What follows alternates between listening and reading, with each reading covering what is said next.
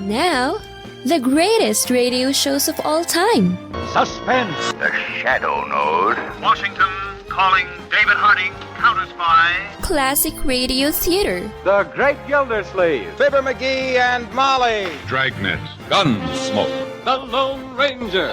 Now, step back into a time machine with your host, Wyatt Cox. Good evening, friends of the Inner Sanctum. Well, a day of variety and comedy with the Fred Allen Town Hall Tonight program, and we will hear from the new Edgar Bergen Hour with Charlie McCarthy.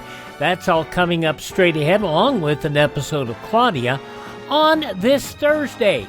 This is the 22nd day of January, 343 days left in 2026.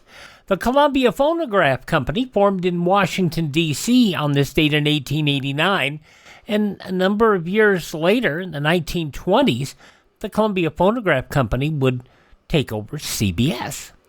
It will become CBS, I should say, the Columbia Broadcasting System. Actually start out as the Columbia Phonograph Broadcasting System. The United Mine Workers, founded on this date in 1890 in Columbus, Ohio. President Wilson called for peace without victory in Europe on this date in 1917. The Central Intelligence Group, forerunner of the CIA, founded on this date in 1946, and KTLA, the first commercial television station west of the Mississippi, began operating in Hollywood on this date in 1947. The first jet airliner, that de Havilland Comet, entered service for British Overseas Airways.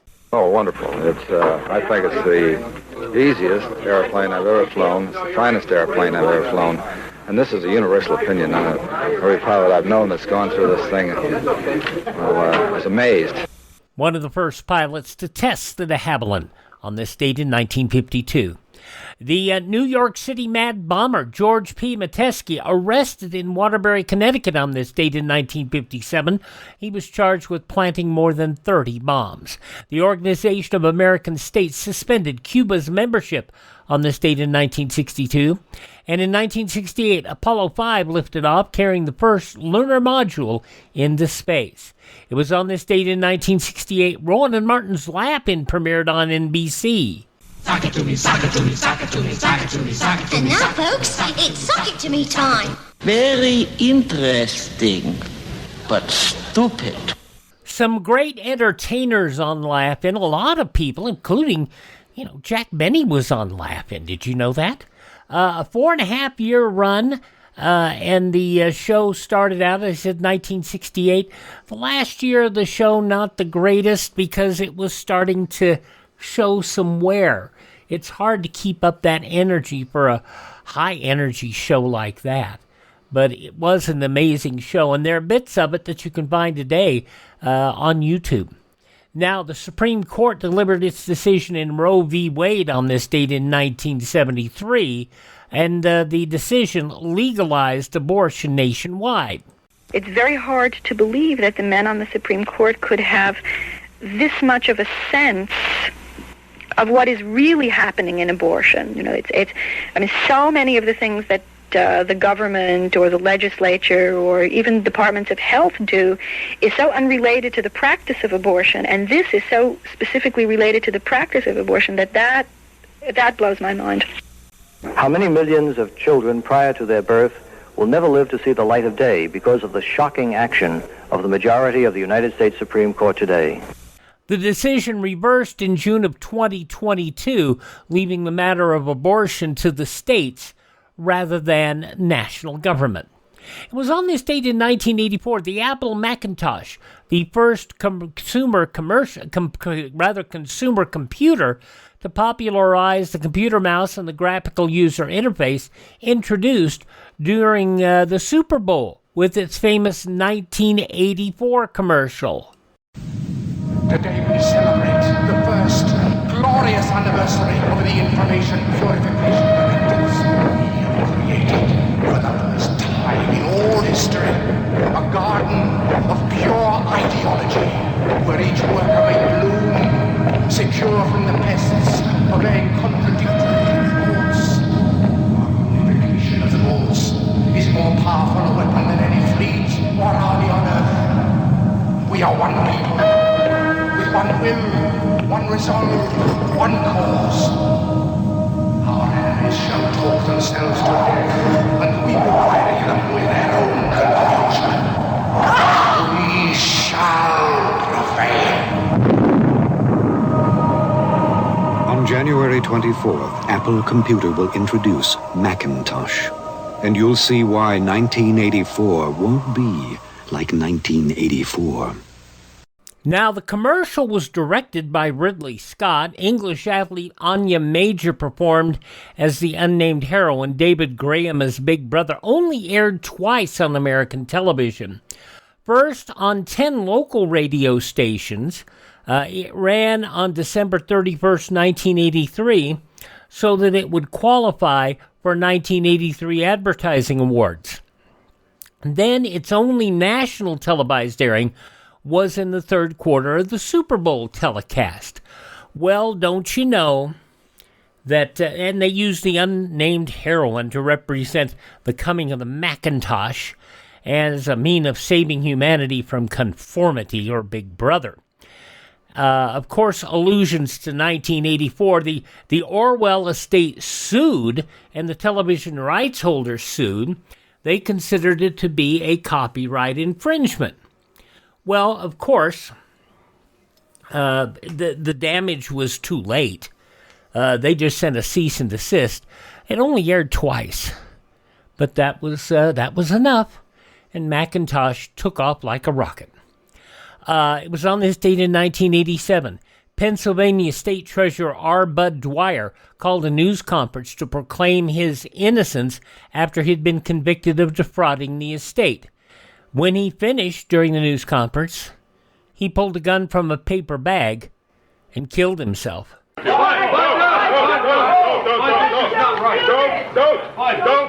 This will hurt someone. Don't do that.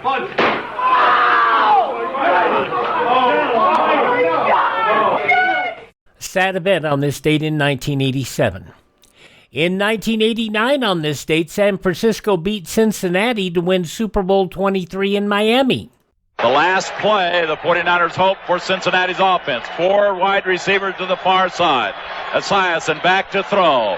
He steps up. He throws as far as he can. And jump for the ball, and I don't know whether it's caught or not caught. It is not caught. And the 49ers have won the Super Bowl. Joe Buck with the call on CBS television. In 1990, Robert Tappan Morris Jr. convicted of releasing the 1988 Internet computer worm. In 1991, Gulf War, 3 Scud missiles, 1 Patriot missile hit Ramat Gan in Israel, injuring 96 people. 3 elderly people died of heart attacks. In 1992, Dr. Roberta Bondar became the first Canadian woman into space during a space shuttle mission launched on this date in 1992. Theodore Kaczynski pled guilty in Sacramento on this date in 1998 to being the Unabomber, responsible for 3 deaths and 29 injuries in return for a sentence in life in prison without parole. Federal prosecutor Robert Cleary spoke the next day. The Department of Justice has just accepted a plea of guilty for life in prison without the possibility of parole from Theodore Kaczynski. The Unabomber's career is over.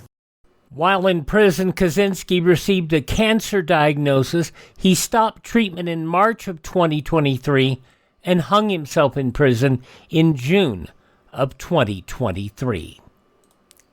It was on this date in 2002, Kmart became the largest retailer in U.S. history to file for Chapter 11 bankruptcy protection. No, Kmart is not going out of business. In fact, this is going to help Kmart actually expedite its turnaround plan and be stronger, more profitable, and ultimately more competitive in the marketplace. Yeah, that didn't go the way they thought it would. That's Chairman Chuck Conaway.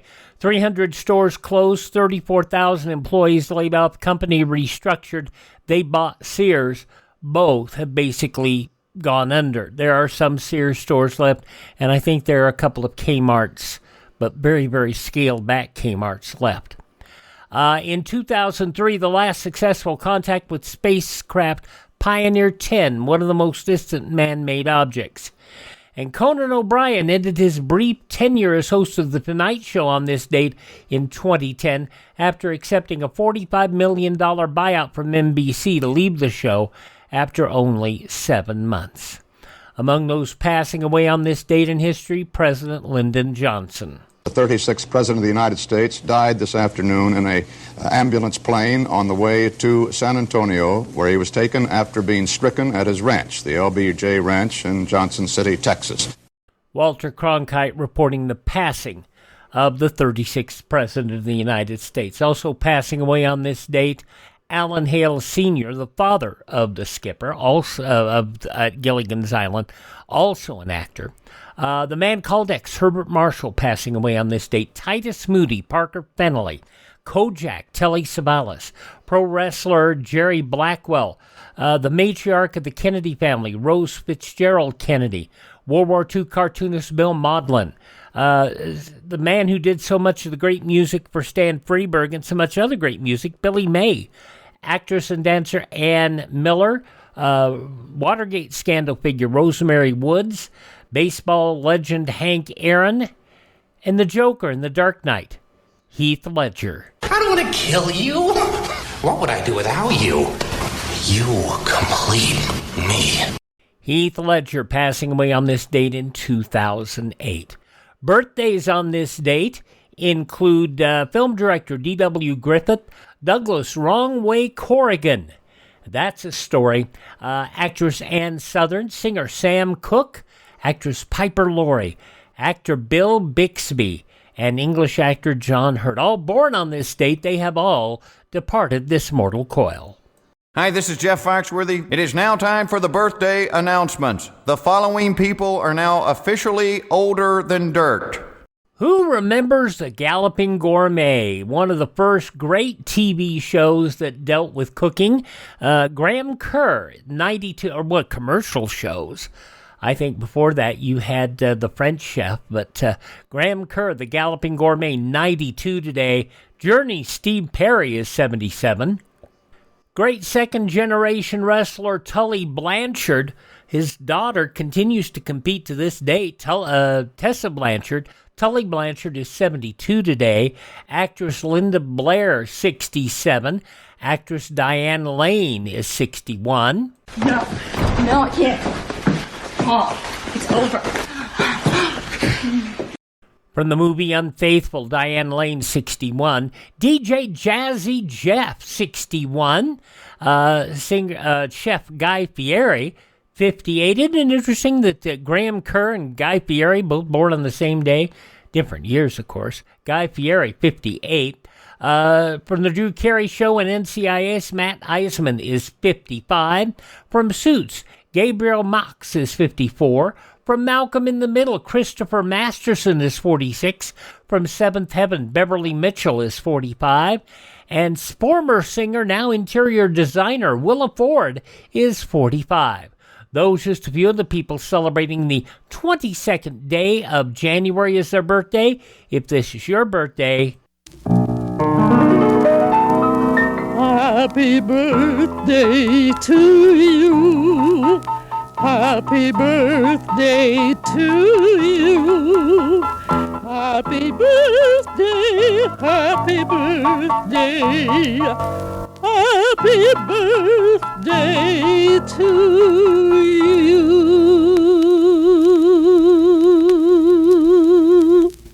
Digestive distress is a billion-dollar industry.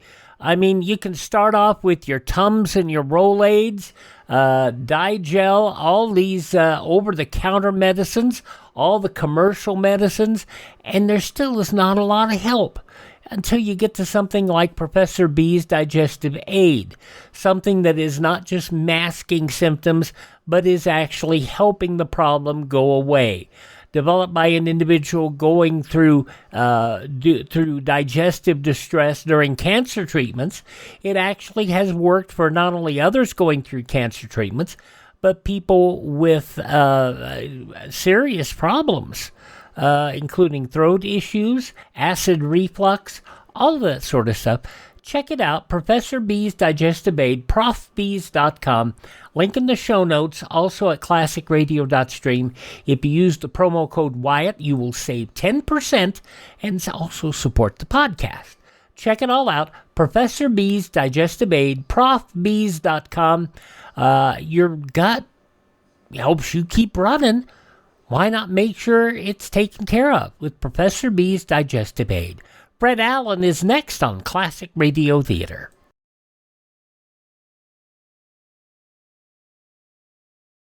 Civil defense is common sense. Hi, this is Tony Bennett. Make sure you're prepared if a nuclear attack ever comes. Now let's go back 89 years to January 22nd, 1936. Fred Allen and Town Hall Tonight.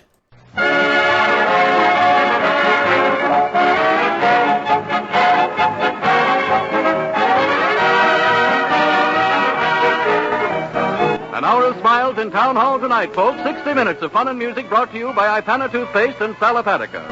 Ipana for the smile of beauty, Salapatica for the smile of health. Fun with our star comedian Fred Allen and his Mighty Allen art players. Music with Peter Van Steeden, the Ipana Troubadours, and the Town Hall Quartet. And another group of anxious and eager amateurs. New voices, new music, new fun. It's Town Hall tonight.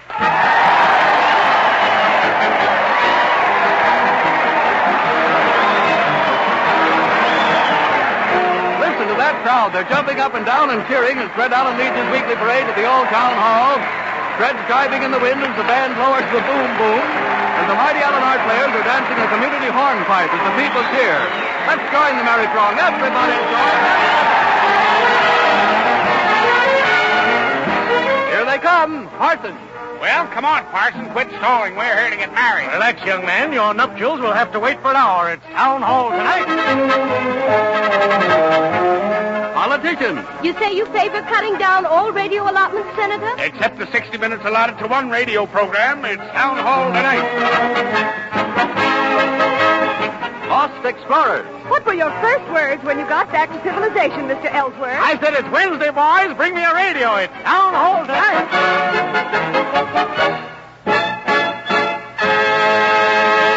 Well, here we are at the old Town Hall, folks, and there's Fred telling the crowd about the wonders on the inside. Listen. You don't need your top hat, folks.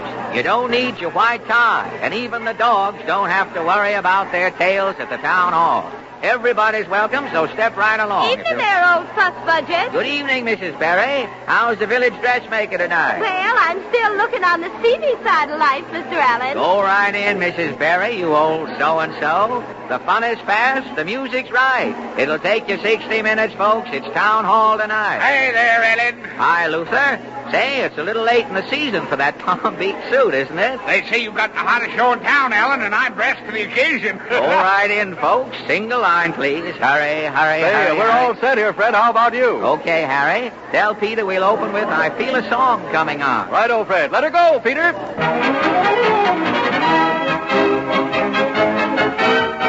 I feel a song coming on, and I'm warning you, it's a victorious, happy and glorious new spring. I feel a song coming on, it's a melody full of the laughter of children out after the rain.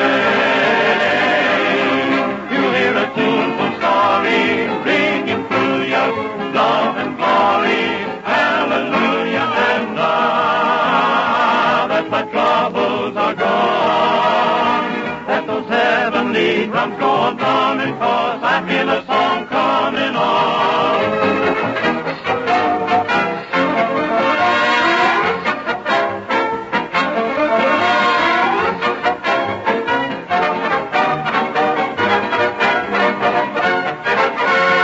Presenting that tempestuous titan of tintinabular titillation and tit-for-tat terminology, Fred Allen in person.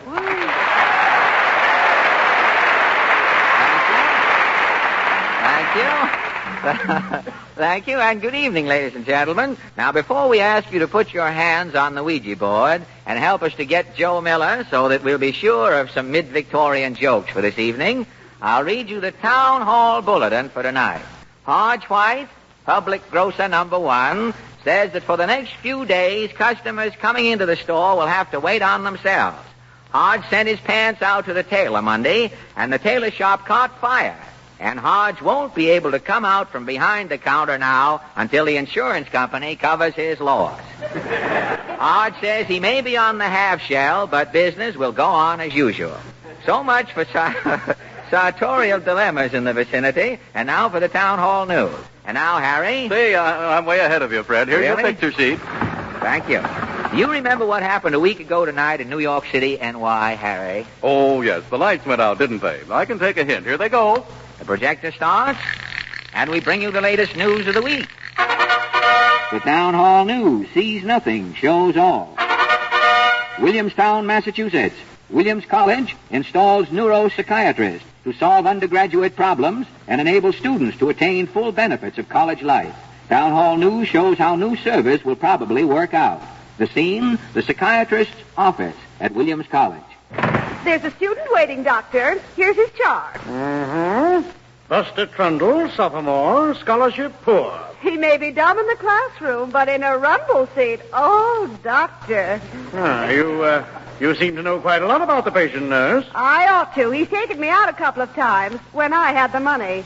He's always borrowing. It's probably a case of claustrophobia. You said it, Doctor. He's close, all right. This is no time for levity, nurse. I'm here to see that the Williams undergraduate attains full value from his college life. Show the patient in. Yes, Doctor. Right this way, Mr. Trundle. Thanks, nurse.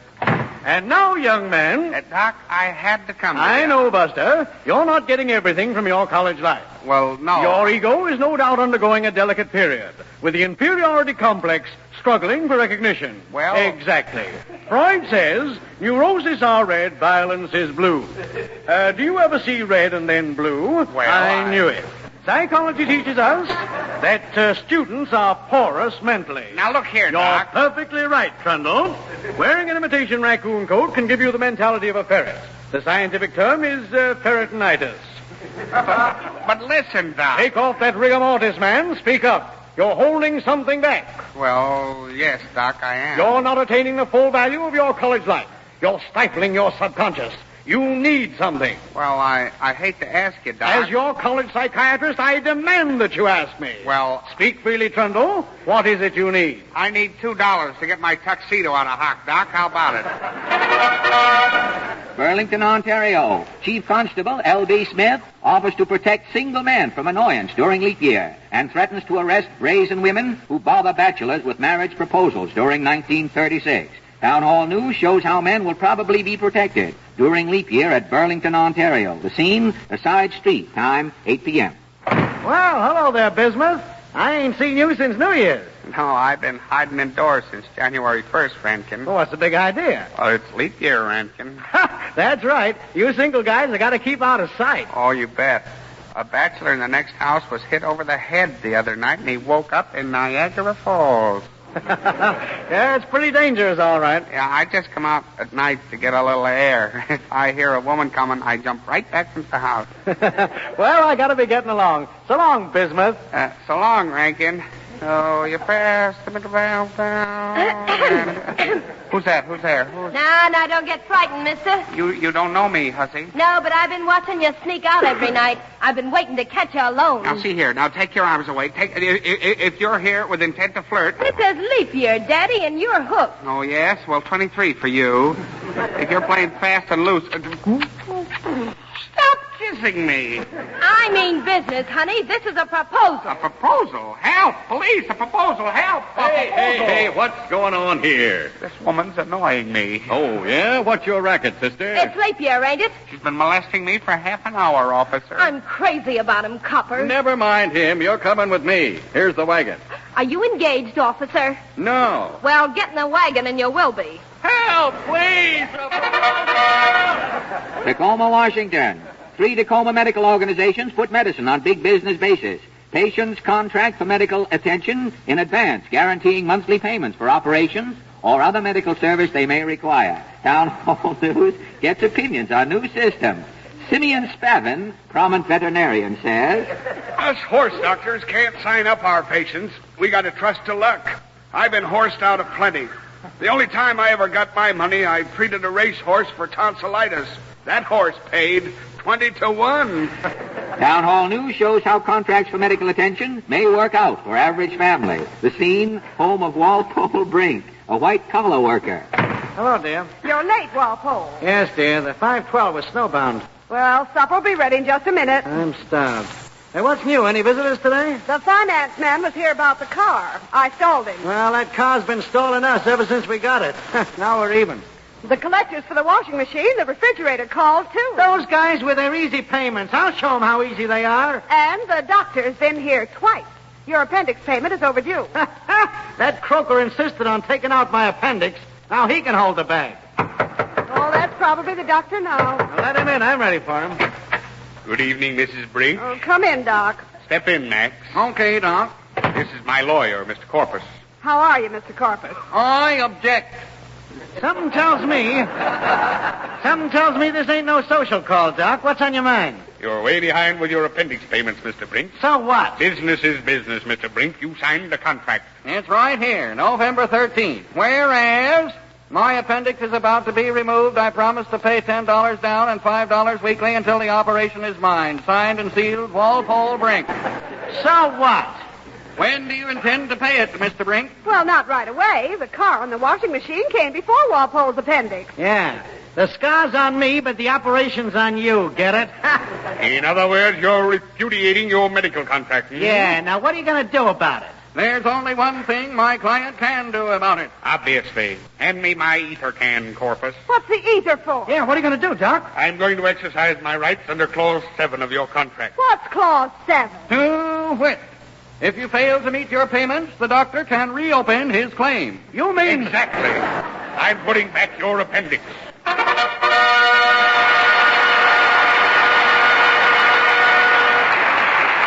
So much for the Town Hall News, ladies and gentlemen. And in just a minute, we'll have something for you in the way of local trivia. Did you say in just a minute, Fred? Well, about a minute, Harry. I wouldn't sell my soul for a few seconds. Well, now, that's just my point, Fred. I'd like to bet that there isn't one person in 100 listening in right now who can tell how long a minute really is. Well, I'd even forget my Puritan upbringing long enough to bet on that, Harry. All right. Now, wait a minute. Don't any of you look at your watches now.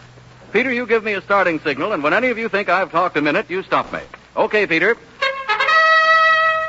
Now, a minute's a pretty short time, but in even less than a minute, you can start getting after one of the most annoying things that can happen to you, a cold.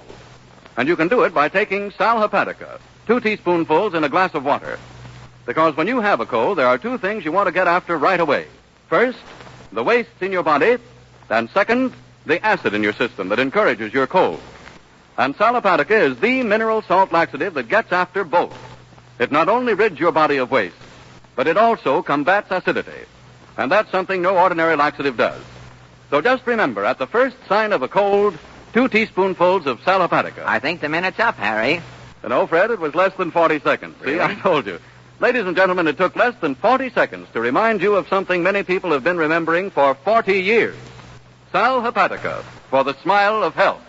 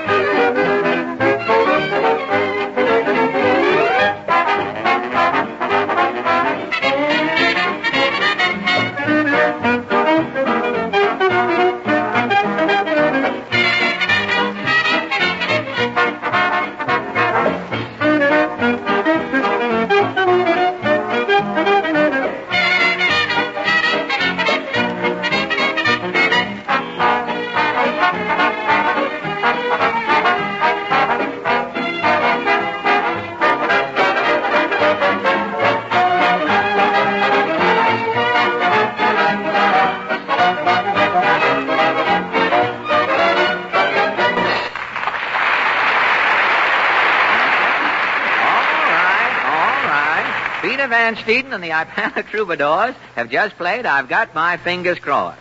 Now, ladies and gentlemen, on Sunday morning, Deacon Ball will preach here at the hall.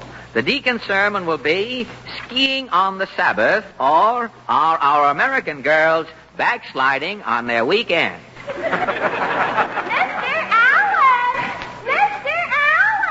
Quiet, please. If that's some carnival man trying to open a peep show, there won't be a peep out of you if I come down there. Hello?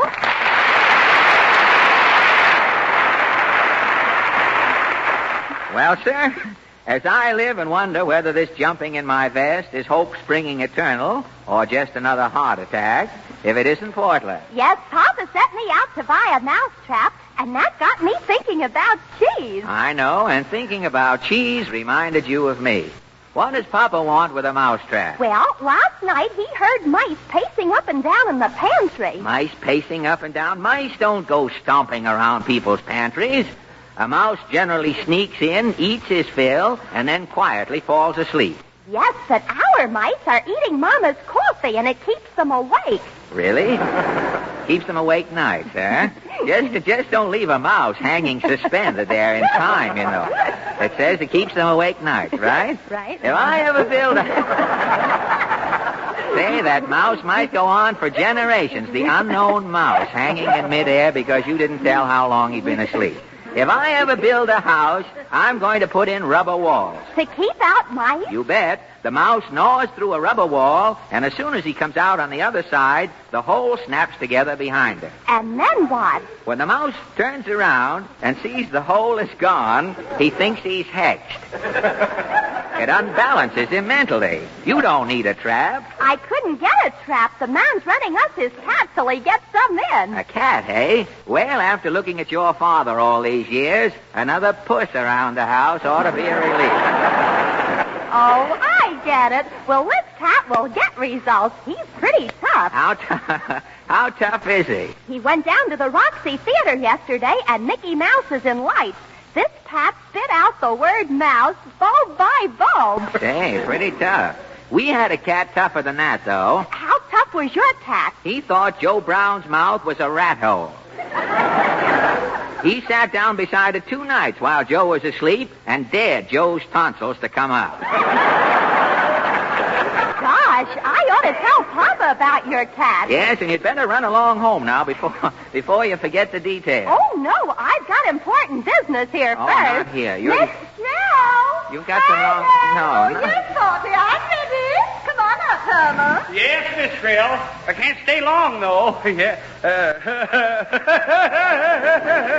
What's that hanging out of your collar, mister? What are you laughing at, yokel? Oh, that's your face. I didn't know what it was till your mouth opened. Herman's a mailman, Mr. Allen. A mailman? I've never seen a mailman with 5 bags before. Herman only has 1 bag, Mr. Allen. What, 1 bag? He's got 2 in the knees of his pants, 1 under each eye, and a bag on his back. 5 bags. Herman is with me, young man. And Miss Shrill is a Stratton soloist, Mr. Allen. And you can say that again, Forty. All right. Miss Shrill is a Stratton soloist, Mr. Allen. Now, wait a minute. You can unsay it again as far as I'm concerned. What's a Scranton soloist? Young man, I'm studying voice through the mail. Well, if you're giving a recital at the post office, thanks for the warning. There, now, mind your fancy talk, stupid. I'm apt to cool off and gel all over you. Old man quiver, hey? Oh, stop, Mr. Allen. Miss Shrill wants to sing for you. Indeed, I'm simply dying to dash off a chanson. I distinctly hear opportunity knocking. After you sing, you'll hear knocking that'll make you think the 4 Marx brothers are at the door with their arms full of woodpeckers. I wouldn't say that. You don't have to say it. I've already said it. She'll fool you. I was pretty disgusted when I delivered her first lesson. Oh, remember, Herman, I need her on the house for 2 whole months. When did you really get going, Miss Shrill? Well, in the spring of 33, I brought her first scale. It was a special delivery. Oh, fond symphonic memories. Do, re, mi, fa, sol, What comes after solo, Herman? Plexus. No, No, it's tea dough. Oh, yes. Oh, fickle memory. Tea. You know my tea was always weak. Weak tea always tastes like rainwater to You me. keep out of this, Portland. Keep out of this argument. Now, let me see. When did I stop my pear-shaped tones, Homer? In January 34, 'twas. The flap was open on your lesson. I remember. I peeked. What are pear-shaped tones, Miss Shrill? Why, these, dear girl. If those are pear-shaped, the stem of that pear is caught in your larynx. Miss Shrill spent months at her Aunt Auntie's and her obligatos. Yes, and I was delivering shirt sews to the house so long I was beginning to feel like the laundry man. Oh, yes. A correspondent school singer would be lost without her mailman. Herman always accompanies me at my recital. Yep, and I got my flute right here.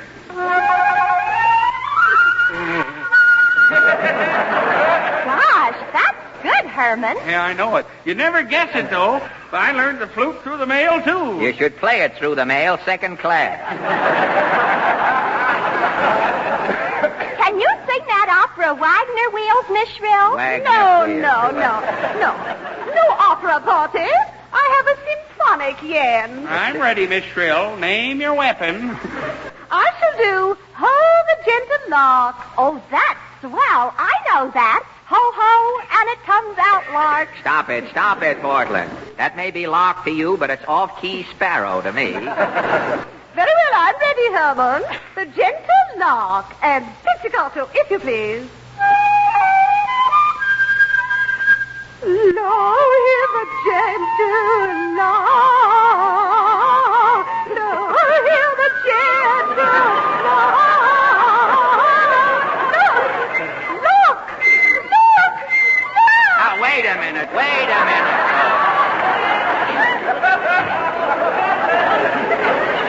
Just a minute. Now, I'm no bird lover, but you can't do that to a lark in here.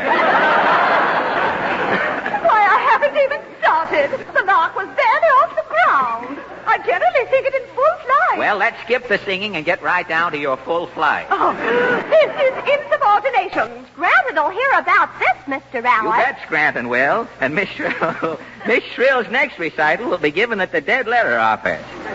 And this slow leak with his pizzicato here. Open your mouth again, Cat, and you'll take this flute internally.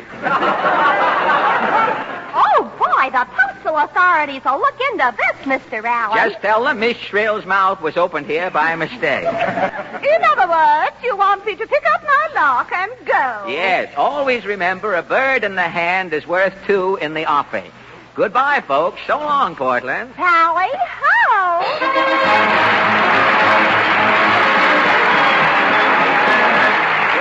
And now the Town Hall Quartet, ladies and gentlemen. Tonight the boys throw ashes on the stage to sing Slip Horn Sam.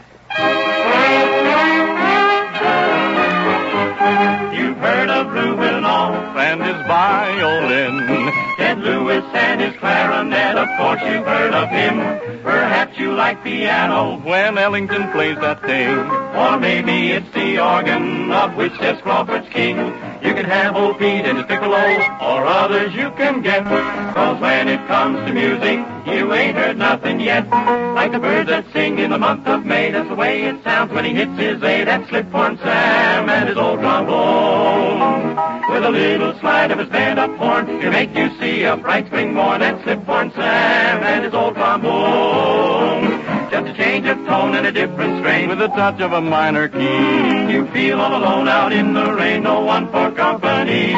When he gets hot and goes to town, he does his stuff and he brings them down. That Slip-Horn Sam and his old trombone. Now here's how Sam learned to play trombone. He 10 easy lessons right at home. He practiced hard for a year, you see, and finally finished lesson number 3. And this is the way he played. After 6 months' time, he learned new tricks and finally mastered lesson number 6. And this is the way he played. He practiced hard, and in 2 years' time, he at last arrived at lesson number 9. And this is the way he played. After lesson number 10, the boy left home. Got a job with a band and ideas all his own, and this is the way he played. He blows through here, and the music goes round and round. Just a change of tone and a different strain with the touch of a minor key. You feel all alone out in the rain, no one for company. And when he gets hot and goes to town, he does his stuff and it brings him down at Slip-Horn Sam. Slip-Horn Sam and his old trombone.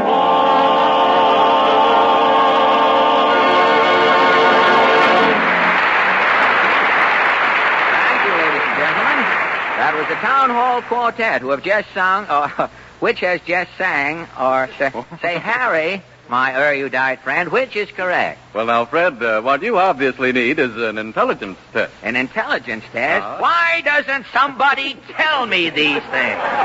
No, now, wait a minute. Just concentrate, Fred. I'll ask you 3 questions, you see, and if you get just one of them right, you get 100%. Sounds like a shell game to me, but proceed, Professor. All right. Now, what, for instance, is the population of Bindin? What, for instance, is Bindin? Why, Fred, Bindin is a city in French Indochina with a population of 74,000. You know, I thought it was Gunga Din's brother all the time. What's the next one? Who did Louis XIV marry, and how many children did he have? Who did he marry, and who do you think I am, a peeping Tom? All right, Fred, we'll skip that one. Now, here's your last chance. And if it's another Bindin... No, it isn't. Now, think, Fred. What toothpaste comes in a red and yellow striped tube and makes your gums firmer and your teeth lovelier? That's more like it. All I have to say is I panna, and I get 100%. Is that right? Right, Fred. All anyone has to say is I panna for 100% more attractive smile. For if you'll just massage a little pleasant-tasting eye panna into your gums every time you brush your teeth with it, you'll have firmer, healthier gums and brighter, more sparkling teeth.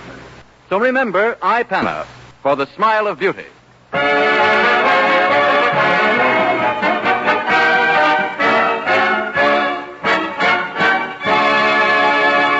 We've come to the mighty Allen art players, ladies and gentlemen. The first actors to discover that no matter which one of Shakespeare's plays they presented, it turned out to be Much Ado About Nothing. Tonight, these bold weevils in the field of drama present a modern mystery playlet entitled Mumbo, or Who Stole the Elephant, from Billy Nose's finale. Overture, Peter.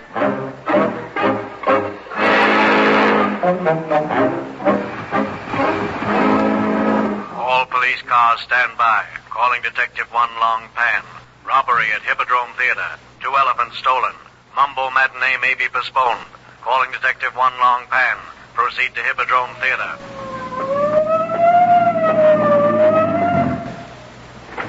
I don't know. Which one of you is Billy Nose? I'm Nose, officer. I'm Detective Muldoon. What's going on here? My 2 elephants, Mumbo and Gumbo, have been stolen. Didn't you get my report at headquarters? We got a report, but the chief couldn't spell elephants. He wrote down 2 lost elks. I just raided the Elks Club. Oh, this is terrible. My show is ruined. Now, cool off, Nose. This mystery's as good as solved. I'm only prologue. I've called in One Long Pan. Speak of the devil, here he is now. Hi-ho, everybody. Greetings, salutations. Long Pan here to solve mystery. Who is missing? This is Mr. Nose. Oh, Mr. Nose missing? Here he is. Mystery solved. I'm not missing. It's my 2 elephants, Mumbo and Gumbo. They were stolen from the theater during the night. That's right, Long Pan. They disappeared into thin air. No, elephant may disappear, but air never seen. Who saw elephant last? I saw him in finale. Who are you, Flapper? I'm Gloria Flops, the leading lady. Leading lady. You lead elephant home after show? Indeed not. I went home alone. Why, yes. I know Miss Fluff. She wouldn't go out with an elephant. Aesop say, chorus girl burlesque show, many times seen with trunk. Very good. Exceptional. Good. Now keep your mind on the case, Long Pan. Yes, I've got 100 bad jokes in the show, but only 2 elephants. Maybe elephant walk out on bad joke, Mr. Nose. No, the elephants couldn't walk out. The stage doorman was here all night. Yeah? Where is this doorman? We'll grill him. In the green room, right through here. Yeah, very good. Oh, look at him. He's dead to the world. It smells as though he's been drinking shellac. Aesop say, man who drinks shellac have beautiful finish.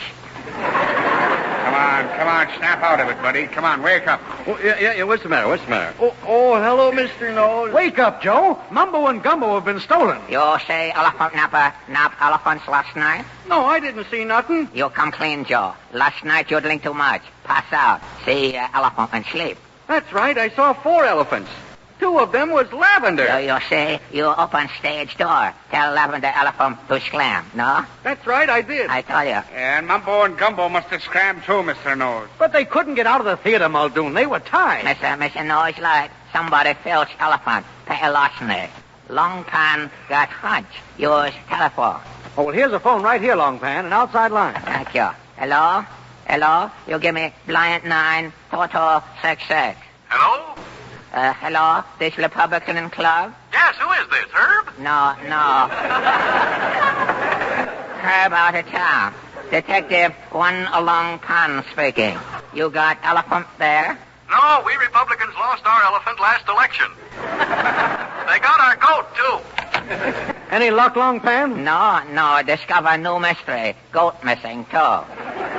Now one mystery at a time, Long Pan. Yes, let's find my elephants first. A happy suggestion. Long Pan, look at elephant bed. Maybe find clue. Well, it's right out here, Long Pan. Let's go. Very good. Now, here's the corner. They were tied to these stakes. Sure. Elephant gone, but melody linger on. Aesop say, Gesundheit, Muldoon.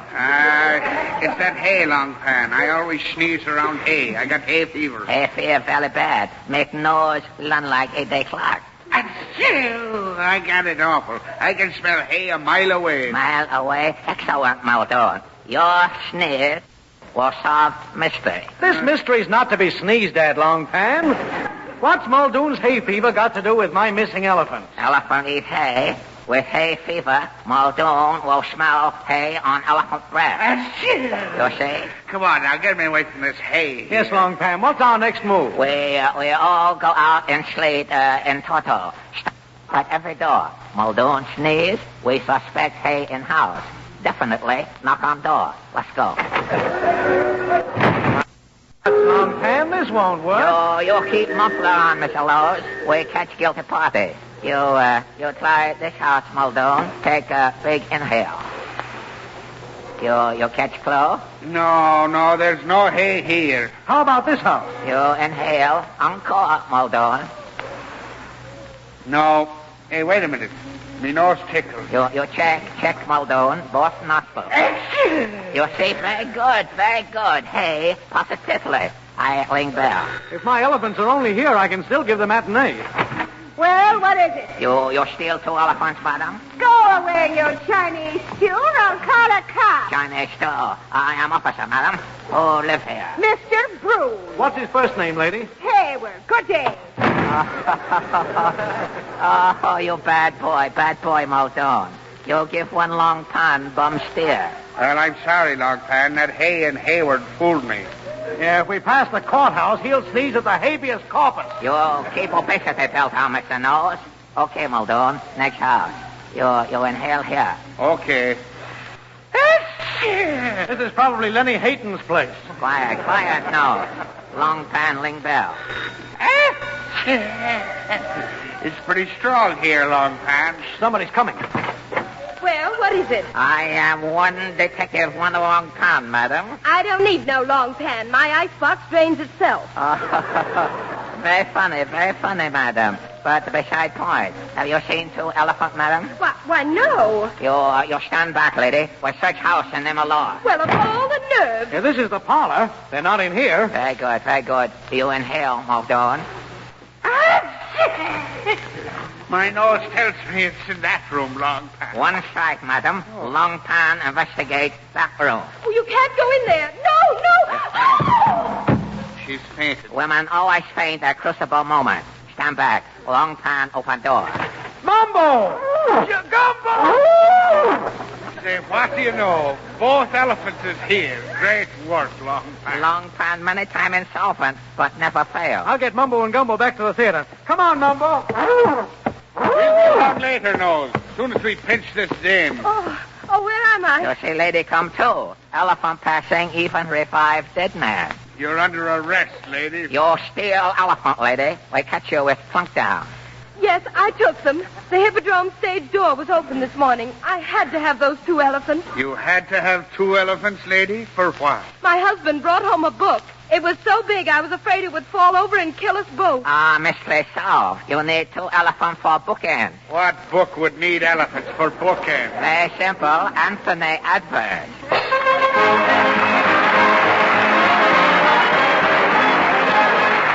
Thank you. And now that the mighty Allen Art players are bedded down for the evening, we have a mighty afterpiece for you, ladies and gentlemen, with a cast of 60,000 and 2 players. The scene, a sports arena. The 60,000. And now the other 2 players. Boy, did you ever see such a quick knockout? Huh? What? Oh, didn't you see that right to the kid's jaw? No, I wasn't looking. Well, for Pete's sake, where were you looking at, huh? That girl over there. Oh, boy, what a smile. Well, now, maybe the smile was a knockout, too. Most smiles are, if the teeth they frame are brilliant and sparkling. Just brushing them with toothpaste, though, isn't enough. For in the words of a prominent dentist, our teeth are seldom white and brilliant if our gums are soft and tender. And we're often so lazy in the matter of chewing. And we eat so many soft, creamy foods that our gums lose their tone and condition. that is when Pink Toothbrush warns us our gums are tender and need exercise. And there's an easy and pleasant way to give it to them, with iPana toothpaste and massage. If you just massage a little iPana into your gums every time you brush your teeth with it, you'll tone and stimulate them, make them strong and healthy. And at the same time, you'll have cleaner, whiter, brighter teeth. Just ask anyone who uses it if it isn't well worth remembering iPana for the smile of beauty.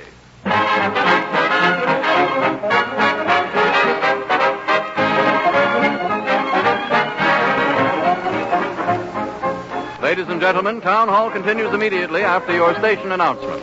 And that's the first half of Town Hall tonight from 89 years ago, January 22nd, 1936. The conclusion next on Classic Radio Theater with Wyatt Cox.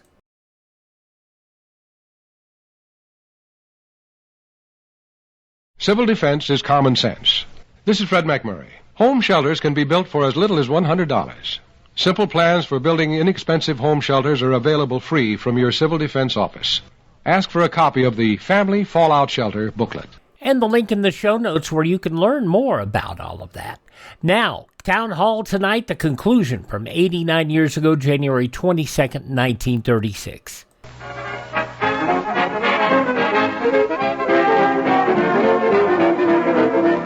Got a brand new suit, got a brand new tie, got a brand new twinkle in my eye. Do you know the reason why I got a brand new girl?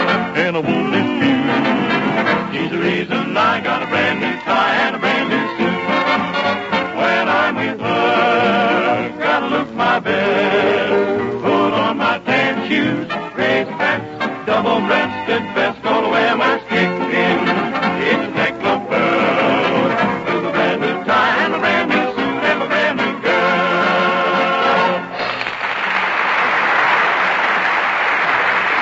We're back in Town Hall, friends, and you've just heard Peter Van Steeden and the Ipana Troubadours play Got a Brand New Suit with a vocal chorus for the Town Hall Quartet.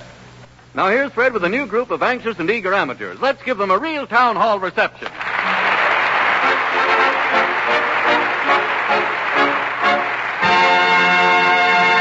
Thank you. Yes, ladies and gentlemen, Uncle here, Jim, is here tonight again with his wards, and our amateurs are going to compete this evening for a first prize of $50 and a week's engagement at the Roxy Theater in New York City, and a second prize of $25 in cash. Now, you folks here in the Town Hall will select the winners. Your applause after each act will be registered on the Johns Manville applause machine here on the stage, and the three acts receiving the highest applause ratings will be called back later for your final vote. Now, first tonight, I am happy to have you meet four boys from Waterbury, Connecticut. The ABC Quartet, Wilfred Greenblatt, Daniel Barrett, Henry Gauthier, and Dick Brown. Is that right, boys? That's right. From Waterbury, Connecticut, eh? Before we get started, what is ABC, the ABC Quartet? What does ABC stand for? It stands for All Brass City. Oh, All Brass City. I thought it might have been another government project out that I didn't understand about. Well, there was another famous quartet a few years back. Did you know the Elm City Four?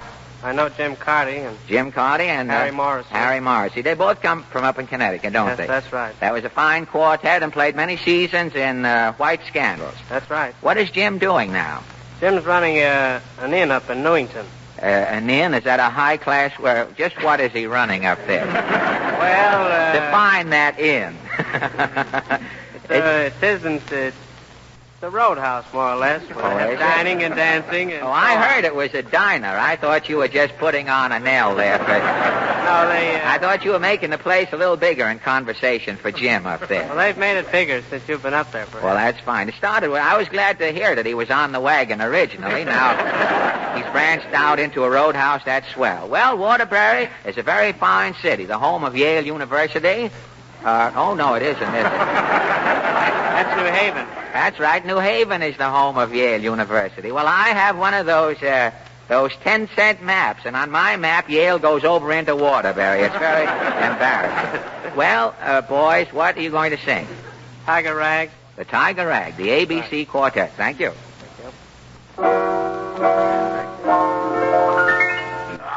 Where's the tiger? Where's the tiger? Where's the tiger? Oh, the tiger! Oh, the tiger! Oh, the tiger! Oh, the tiger! Who's afraid of the big bad tiger? Where's the tiger? Where's the tiger? Well, won't you tell me where can he be? Low on highbrow, they all fly now. Please play the tiger rag for me. That rag for me. Lay right on, let's jumble serenade. Boom, boom, boom, boom, boom, boom. There's no greater melody played. Don't ever do that. Shoot those low notes, pass the slow notes, till the tiger has the slate. Oh, you nasty tiger. Whip it hard until it blows, whip it hard until it blows. Let her in to start to flip its claws. Leader man, get on your feet, leader man, get start to beat that old tiger if you want to floor. Oh, where's the tiger? Where's the tiger? Well, won't you tell me where can he be? Low on highbrow, they don't cry now. They play the tiger rag for me. That prowling tiger rag.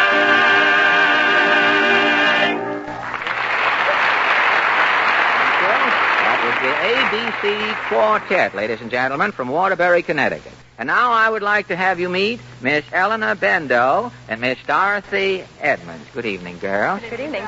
Which is which, may I ask? Who is Miss... I'm guilty of being Dorothy Edmonds. You're Dorothy Edmonds, and you are... Eleanor Bendo. Well, you see, now, there's only one of me, fortunately, so you girls won't be confused.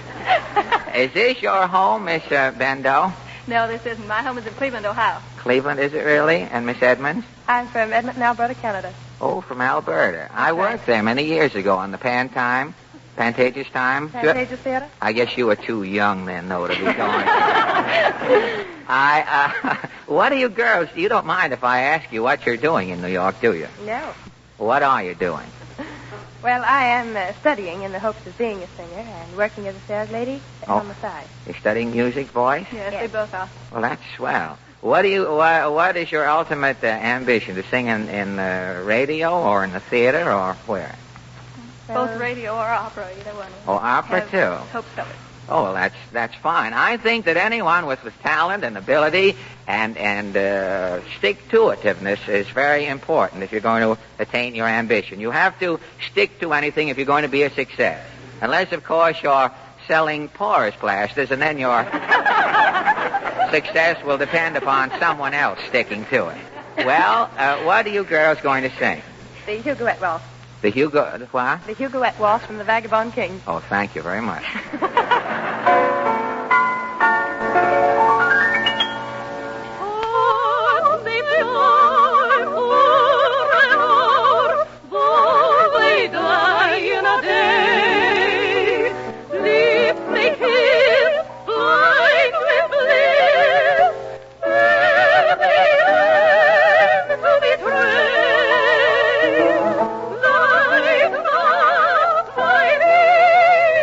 Oh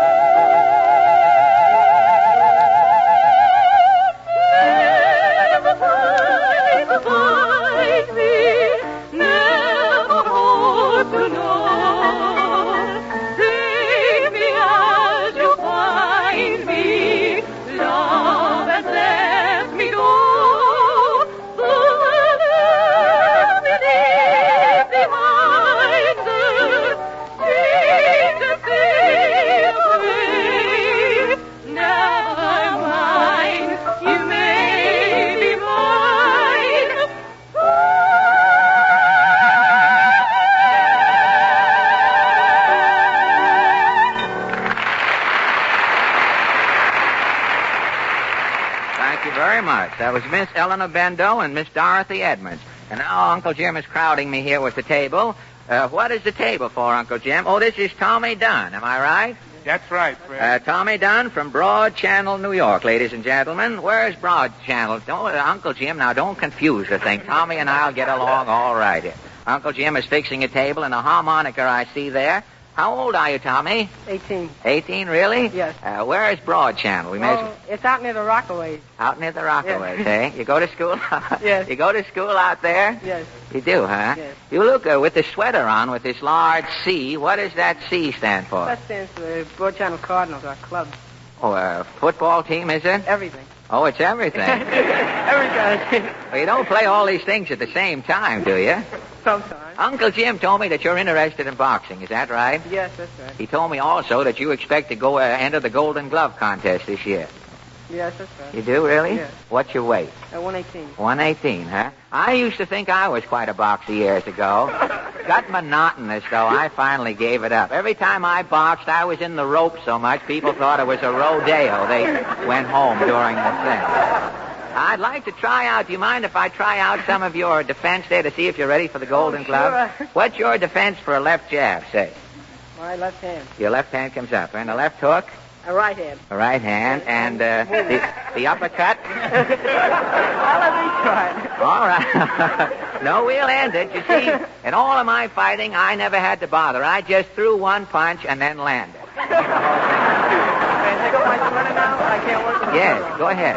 Tommy has to take off his sweater. Now, as I understand it, he's going to play the harmonica standing on your head or your hands. Which is it? On your hands, sir. We have a table here and a little book. I might as well tell you the book is the Economy Cookbook. I mean, the mouth organ is set on the side of the book. I guess that's in case Tommy gets hungry while he's doing the trick. He opens that up and reads a recipe. He's going to play the harmonica standing on his hands. All right, Tommy.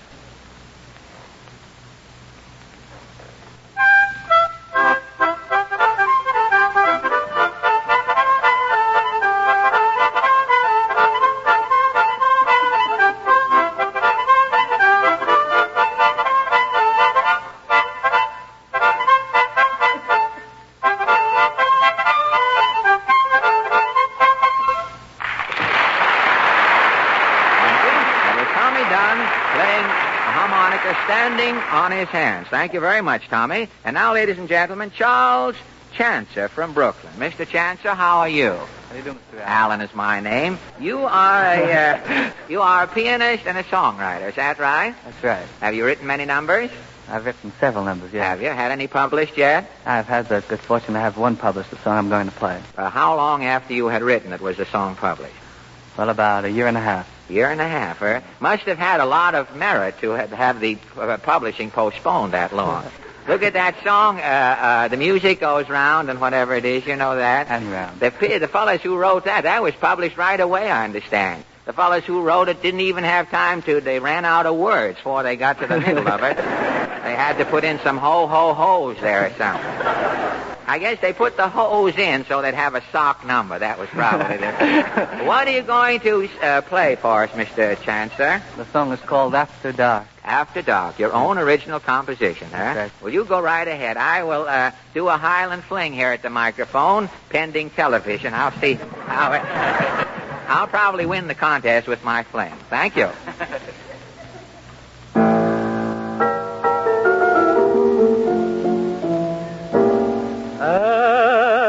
After dark,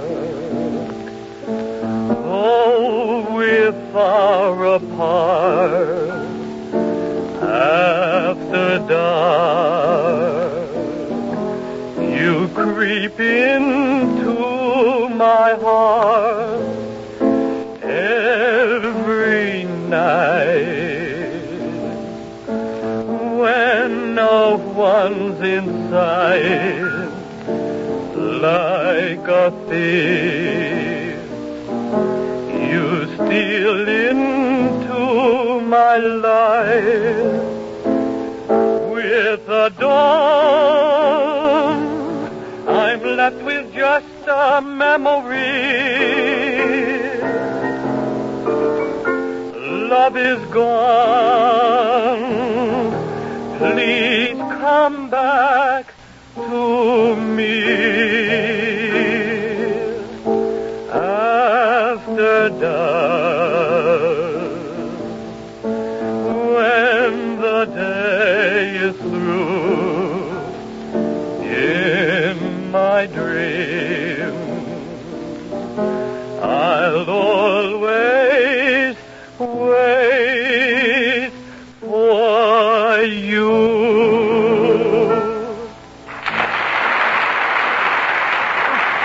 Thank you, Charles. That was Charles Chancer of Brooklyn playing his own composition After Dark. And now, ladies and gentlemen, a tiny little lady, Miss Eleanor Fries. Is that right, Miss Fries? That's right. Rather a frosty name, isn't it? Would you mind speaking up? Gosh, how tall are you? I'm as tall as Mary Pickford, Mr. Allen. As tall as... 4'9". 4'9", eh? Yes. Eleanor Fries. It looks as though you had settled down during the course of freezing there. What are you going to, you have musical chimes. That's an odd-looking instrument, isn't it? Yes. It's sort of a xylophone with bells in place of the wooden tops. Is it a well-known instrument? Is it something that you work out yourself? No, it's something that my dad brought home from Europe. Oh, from Europe, huh? He's not living now. He brought them for my 4th birthday. And he died before I was 5, so he never heard me play them. Well, that's too bad. You've kept them ever since, huh? Yes, I have. Have you practiced on them ever since you've been 4? Well, since I was about 5 or 6. Well, that's fine. I was a little worried when Uncle Jim told me that you played the chimes. I thought that we'd have to ask the studio audience to follow you up in some belfry to see how it was done. But fortunately, you have the portable chimes. So I'm going to ask you, what selection are you going to play? I'm playing the glowworm. The glowworm. Thank you very much.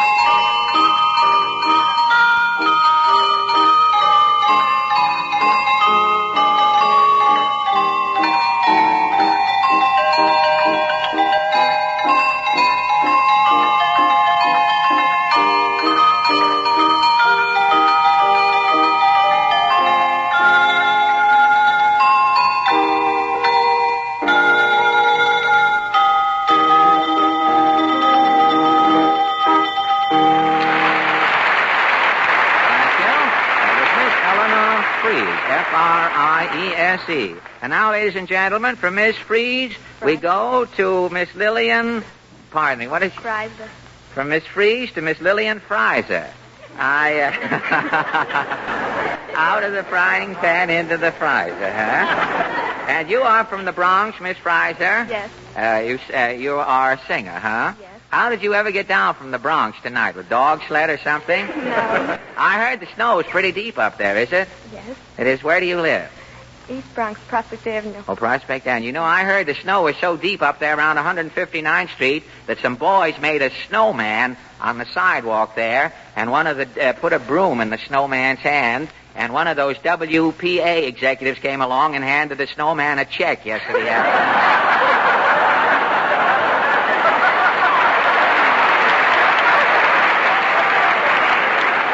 Thought he was working on a project out there, just a little confused. Well, what are you going to sing, Miss Freiser? Miss Freiser, I beg your pardon. Eeny, meeny, miny, mo. Eeny, meeny, miny, mo. Thank you.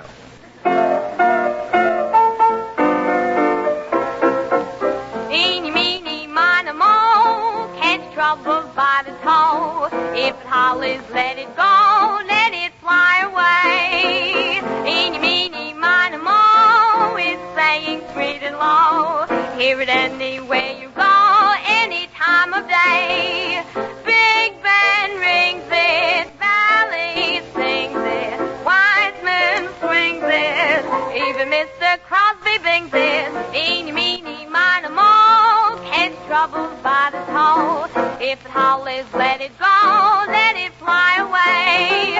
Big band rings it, valley sings it, Wiseman swings it, even Mr. Crosby bings it. Eeny, meeny, miny, moe, catch trouble by the toe. If it hollers, let it go, let it fly away. Thank you. That was Miss Lillian Pfizer. Thank you very much. And that completes our amateur contest for tonight, ladies and gentlemen. And while I look at the applause machine, I'm going to ask Harry to take the microphone in hand and say a few words. Harry. Ladies and gentlemen, for the many letters of appreciation you've written Fred in Portland, they are sincerely grateful. And for the many friendly letters you've written us about the two products that make these hours of smiles possible every Wednesday, we are deeply grateful. Thank you all for remembering Ipana for the smile of beauty and Sal Hepatica for the smile of health. Ipana, Sal Hepatica.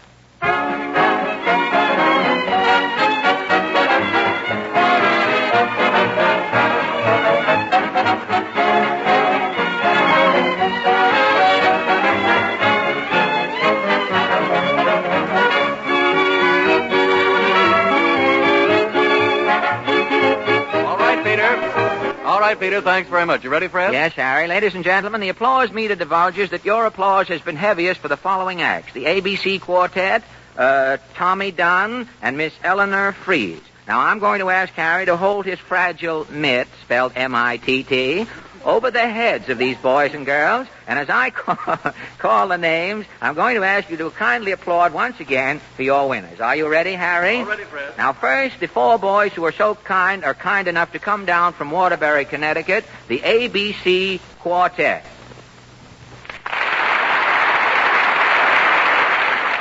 Next, the young man who played the harmonica, standing on his hands, the boy from Broad Channel, down near the Rockaways, Master Tommy Dunn. And then the young lady who played the glowworm on her musical chimes, Miss Eleanor Fries. Thank you. Now, what does the machine say, Harry? Just a second. Right we had to come at such a distance, ladies and gentlemen. The winner came in a relay from the machine to Uncle Jim to Harry Von Zell, and here it is. The first prize, $50 in cash, and a week's engagement at the Roxy Theater in New York City goes to the young gentleman who exemplified the fine art of playing the mouth organ through standing on his hands, Tommy Dunn, with a decibel rating of 76. The second prize, $25 in cash, goes to the young lady with the musical chimes, Miss Eleanor Fries. Thank you. I'm sorry that we all couldn't win, but thank you for coming, and better luck next time.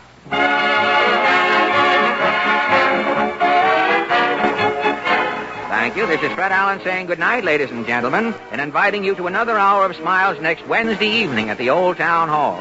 Portland, the Mighty Allen Art Players, Peter Van Steeden, the Ipana Troubadours, the Town Hall Quartet, and another group of high-test amateurs. We'll all be looking for you, so don't forget, this is Fred Allen saying good night.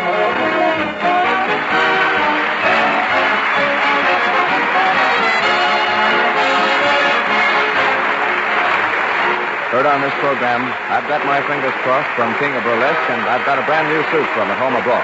This is the National Broadcasting Company. Lest you think that's a minimal prize, you have to consider the $50 in 1936 is over $1,000 today. Plus, you had the engagement, which probably netted you more than that. And the exposure never hurt.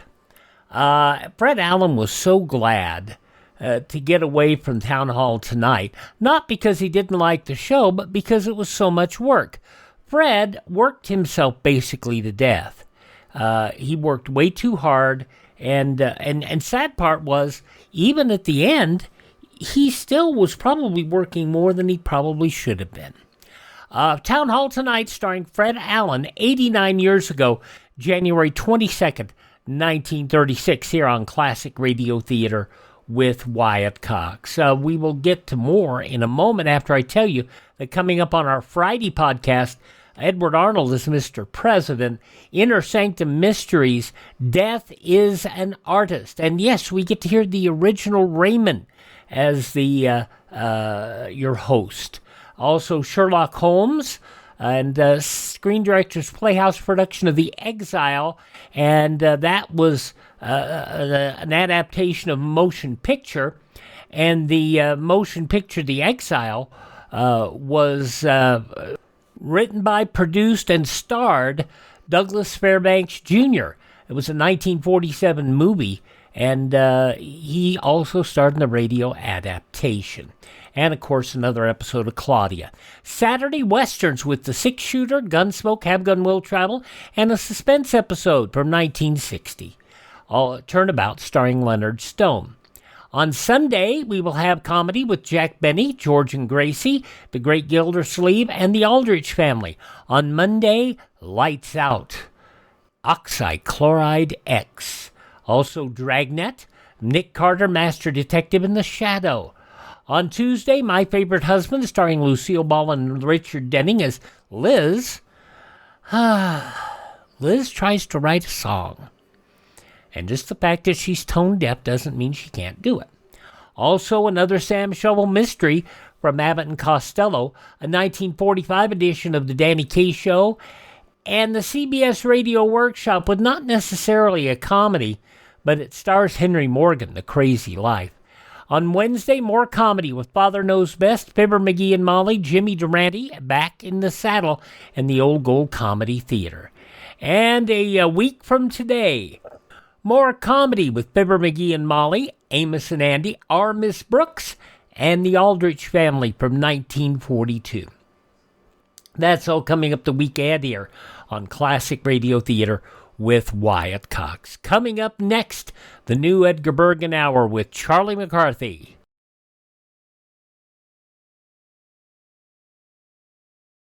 Civil defense is common sense. This is Joni James. After nuclear attack, radioactive fallout will be a potential threat to every living thing. You can't hear, or smell, or taste fallout. Often you can't see it, so you must take shelter and stay there until told it's safe to leave. We roll on this Thursday edition of the Classic Radio Theater with Wyatt Cox podcast with an episode of the new Edgar Bergen Hour with Charlie McCarthy, going back 69 years to January 22nd, 1956. From Hollywood, it's the new Edgar Bergen Hour with Charlie McCarthy.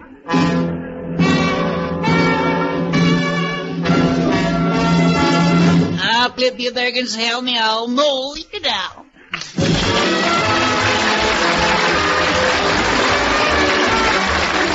It's Sunday night, and time again transcribed for Edgar Bergen and Charlie McCarthy with Mortimer Snerd, Effie Clinker, Rudy Whistler, Carol Richards, Ray Noble, Jack Kirkwood, the Mellow Men, yours truly, John Heaston, and our special guest, Safety Supervisor, Mr. Cecil Zon.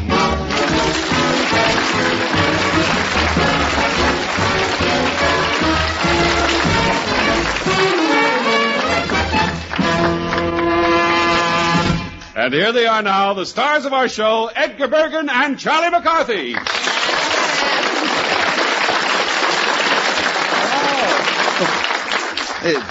Oh, alas, alack-a-day, my heart is heavy as a blintz. Grace Kelly could have had me, but instead she picked a prince. How are you tonight, Charlie? My old friend, my old buddy. Are you talking to me, Bergen? Yes, that's right, my dear chum. Dear chum. Bergen, has somebody been spiking your wheat germ? No. Slipped a Mickey in your yogurt? No, not at all, old pal. Old pal, you know this is getting a little sickening? Yeah. All right, what did you do, Bergen? What do you want? Oh, nothing at all. It's just that I consider myself very fortunate in being able to call you friend. Yeah? Yes. Well, I'll go along with that, but I'm suspicious here. I feel that in having you as a pal, I am the richer for it. Yes, uh-huh. Well, now, how about raising my allowance and let us all get in on this thing, then?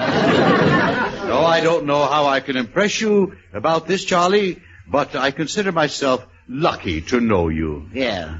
Boy, you really must be in a mess, Bergen. Now, come on. What have you done? Well, Charlie, I did go to see my doctor yesterday. Oh, you need blood. No. He needs blood? No. The nurse needs blood. No. The doctor just found that I've been putting on a little too much weight lately. Oh? Have you happened to notice my stomach lately? Notice it? It's been pushing me out in the audience.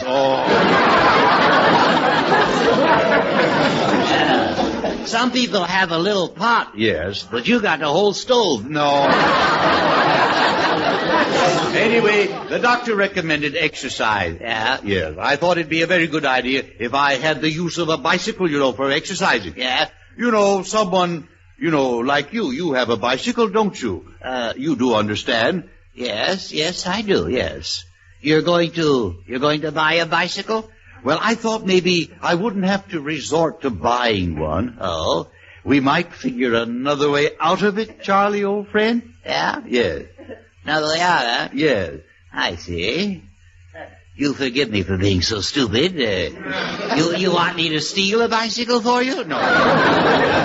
No, it's not that either exactly, Charlie. Well, I guess I'm just not as smart as you are, Bergen.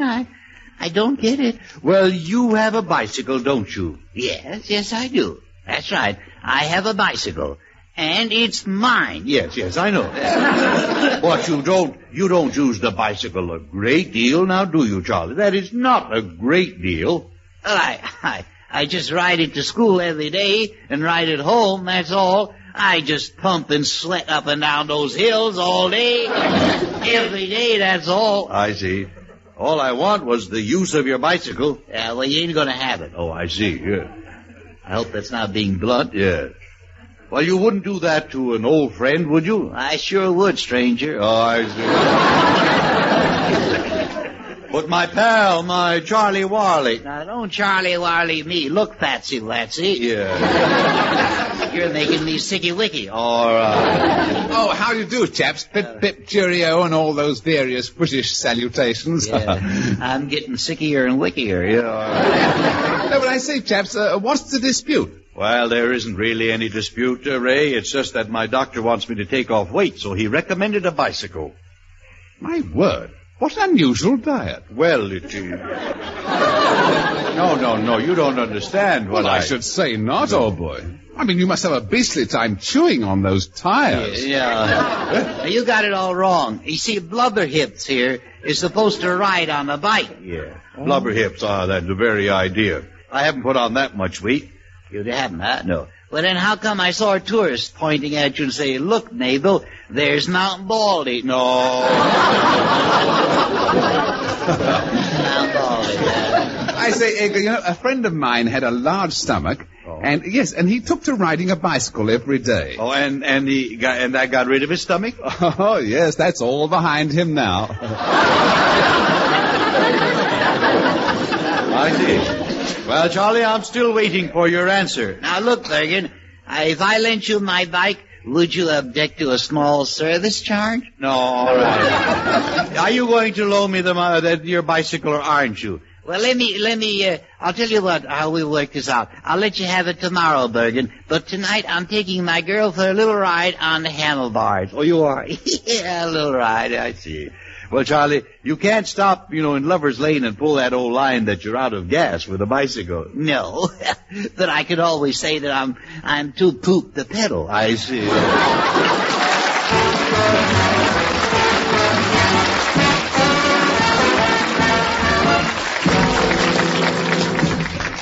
Ladies and gentlemen, last week our talented and lovely songstress Carol Richards thrilled us with Little Mistakes from her new hit Victor record. In fact, all of us here on the show liked it so much we were curious as to what number was on the flip side of the record. So, always anxious to oblige, here is Carol Richards singing Look at Them.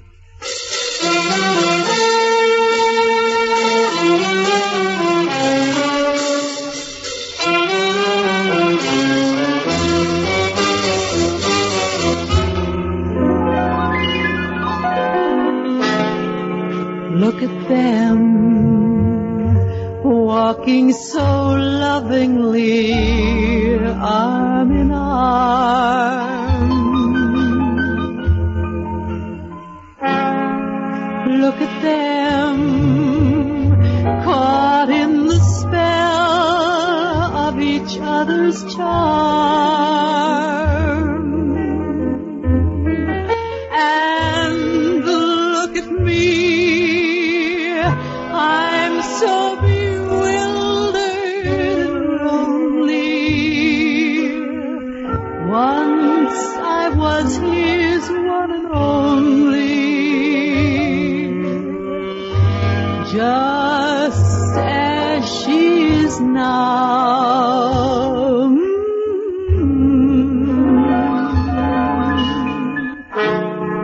Look at her, smarter than I was in every way.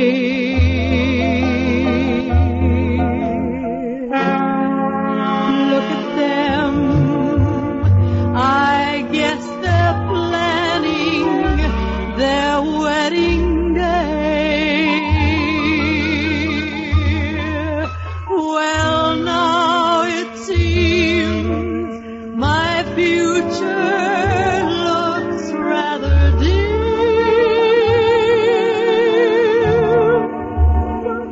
For look at me,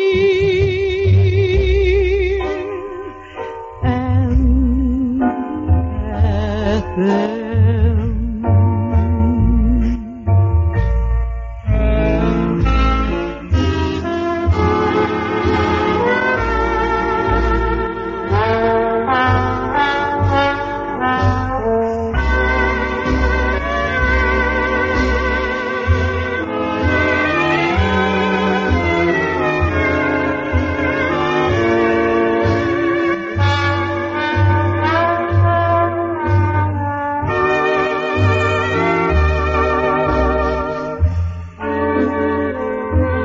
Well, now it seems my future looks rather dim.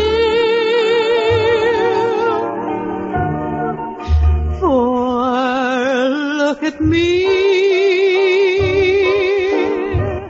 and look at them.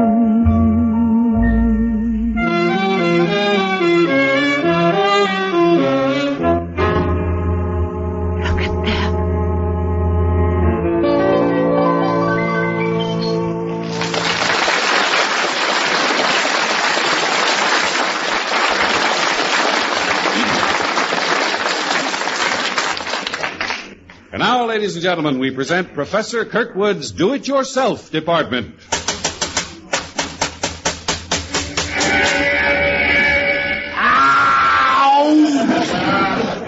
Thank you. You're in very good voice tonight, Professor.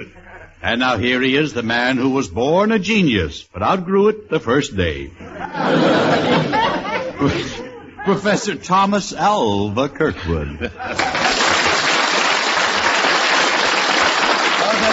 Thank you. I'm sorry for being late, but I was very busy. You see, this is my olive picking season. Oh, you pick olives? That's right, boy. Out of martinis.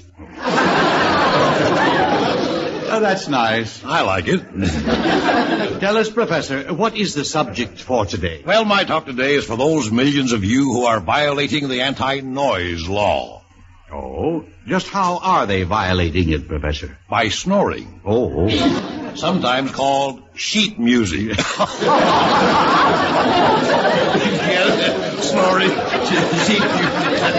Oh, that we should have stayed in bed. Professor, just what do you intend to do about snoring, then? I'm offering the public my do-it-yourself snore cure kit. Well, how does it work? Oh, very simple. You see, most snoring is caused from breathing in and out. Yeah? Well, my snore cure kit teaches you how to breathe sideways. Oh. Then it's all in the breathing. Yes, that's right. I see. If we didn't breathe, we wouldn't snore. But then, everybody's got to breathe. Oh, howdy, chaps. Of course, there's always an exception to the rule. Look, I I say, old Professor Chap, just exactly what causes snoring anyway? Your epiglottis. Oh, no. It always happens when your epi gets too big for your glottis. Yes, I see. You do? Yes. Then suppose you explain it to me. Anyway, I can guarantee that in no time at all I can cure anybody's snoring. How? With my patented Snorkel tube. Oh, no. Get it, Snorkel tube? Snorkel. Well, I said it, and I'm glad. But we aren't, Professor. That one belongs underwater. Professor, I think you'd better get on, though. Yes, it's time for a little commercial on my snore cure kit. Oh, yes. Folks, when you sleep, do you sound like an elephant trying to digest a couple of bricks? Is your snore so noisy they can hear it in Boise? Do you all sleep Western style with those great wide open faces? Night after night, do you break through the sound barrier? Are you a nocturnal blowhard? If you'll excuse me, when you sleep, does your breath come in long draws? Does your night breathing sound like the mating call of a lovesick ferry boat? If it does, then buy my snore cure kit and you'll finally be able to say, there's good snooze tonight. I say, Professor, perhaps you can help me with my snoring. I'd be glad to. But first, let's get some information. Do you always snore? Not at all, old boy, only when I'm asleep. Go ahead. Yes, but ask me. Anyway, the first thing in learning to quit snoring is learning to hold your breath. Yes, but how long should I hold my breath? Well, hold it for 30 days. If nobody calls for it, it's yours. Yes, but look here, that might kill me. Yeah. Professor, to get back to the topic, have you ever cured anybody? Why, certainly, boy. Huh? I cured my wife's snoring, and you should have heard her every night. She was the inspiration for the cry of the wild goose. Why, she even made cement mixers jealous. And you cured her? Yes, that's right. Well. I bought a big dog, and every time she'd snore and whistle, it would jump on her bed and wake her up. That's pretty clever of you. Yes, except for one thing, the dog snored. Oh. Well, problems do arise, don't they? Yes, they do. Yeah. But in my kit, I have a guaranteed sleep producer. It's my own special brand of Kirkwood sleeping pills. They come in 4 sizes. Cat nap, beauty rest, deep slumber, and what are you doing next New Year's Eve? You have them that strong? Oh, yes, but don't worry. Your money's refunded if you don't wake up. Oh, all right. You know, Professor, psychiatrists say that to get to sleep, a man should never take his daytime problems to bed with him. You mean his wife's got to sleep somewhere else?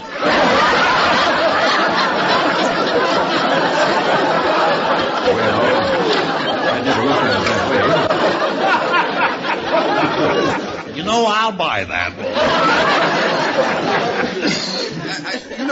I hear that some experts also recommend hypnosis as an aid to sleep. Oh, yes. Mm-hmm. I had one fellow who couldn't sleep, so I used hypnosis on him. Yeah. I just looked him in the eye and said, abracadabra, go to sleep. Yes?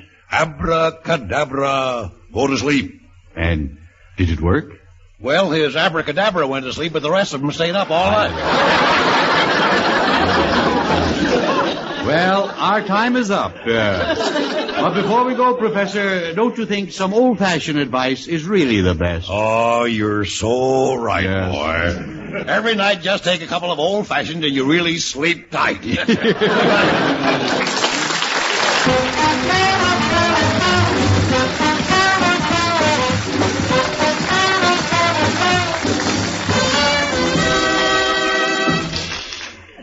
Ladies and gentlemen, on our last program, we introduced a young man whom we felt had a great singing future ahead of him. And from the mail we've received, it seems that many of you in our audience agreed with us. So here he is, back with us once again, Rudy Whistler.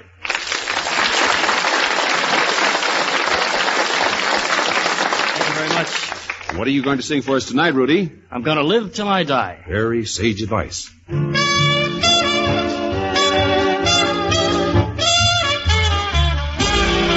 I'm gonna live till I die.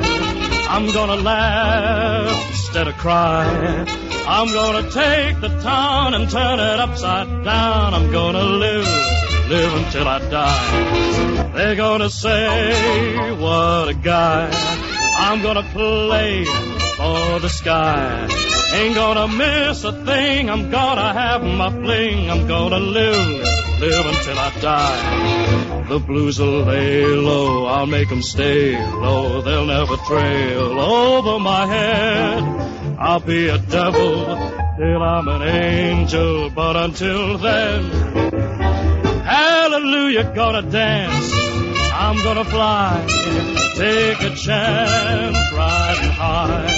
Before my number's up, I'm gonna fill my cup. I'm gonna live until I die. I'm gonna live until I die. I'm gonna laugh instead of cry. I'm gonna take the town and turn it upside down. I'm gonna live until I die. They're gonna say, what a guy. I'm gonna play for the sky. Ain't gonna miss a thing. I'm gonna have my fling. I'm gonna live until I die. The blues will lay low. I'll make them stay low. They'll never trail over my head. I'll be a devil till I'm an angel. But until then, hallelujah, gonna dance. I'm gonna fly, take my chance, riding high. Before my number's up, I'm gonna fill my cup. I'm gonna live until I die.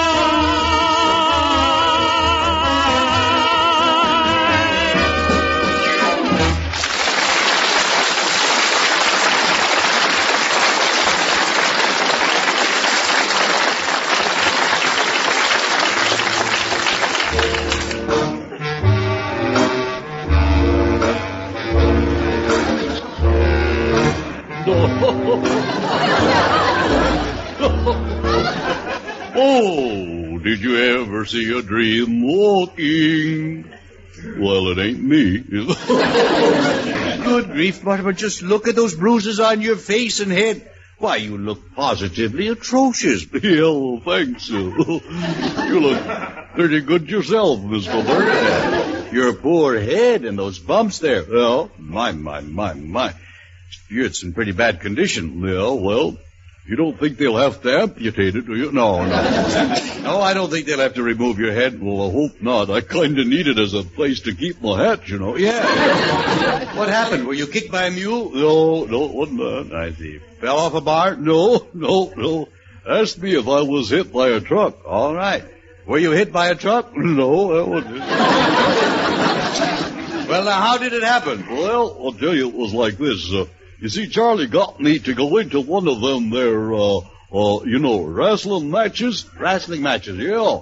And he covered my face, and I was known as the masked moron. The masked moron? Oh, yeah, You can make a lot of money if you stay in the ring, you know. I see, yeah. Mortimer, didn't you know what Charlie was getting you into? I don't know. No, I guess not. What kind of a fool are you? Oh, my kind, I guess.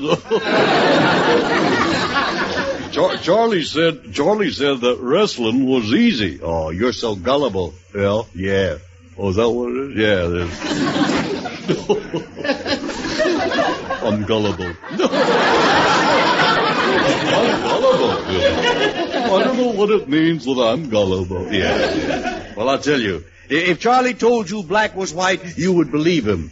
Yeah? Yes. Well, ain't it? No. I don't know. I haven't traveled very much, I know. Who was your wrestling match with? A fella called Gruesome Gus. Gruesome Gus, yeah. The Pomona Pulverizer. I see. Well, isn't he the wrestler who agrees to pay $25 to anyone who could stay in the ring with him 10 minutes? Yeah, that's the fella, yeah. Boy, them 10 minutes, they sure flew, yeah. And so did I most of the time, yeah. So you went into the ring with this bruiser and you actually exchanged blows with him? Well, not exactly that. I just kept the ones I got.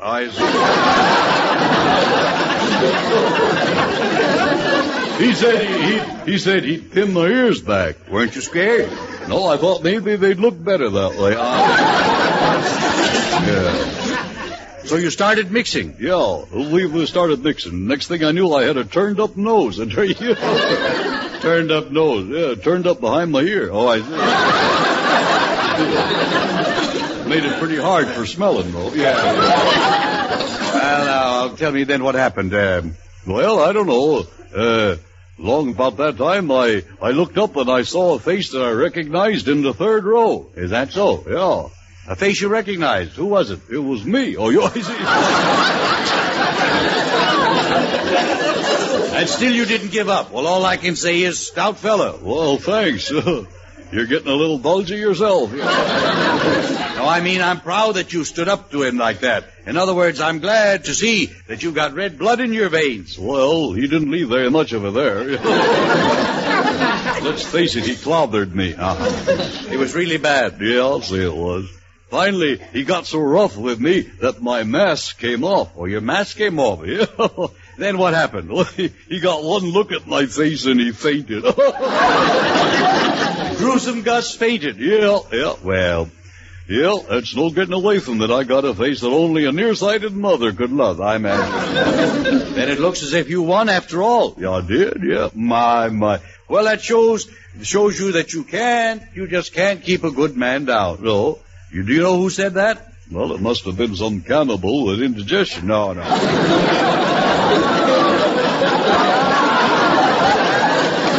Well, anyway, this gruesome Gus, he was out cold. That means that you won the $25. Yeah, and you know what? Charlie gave me $3 of it. You mean you only got $3 and Charlie got the rest of it? Yeah. Well, that's the way it goes, you know. Yeah. Charlie made a fool of you. Well, I don't give him all the credit for it. I done my share, too, you know. Yeah, you certainly did.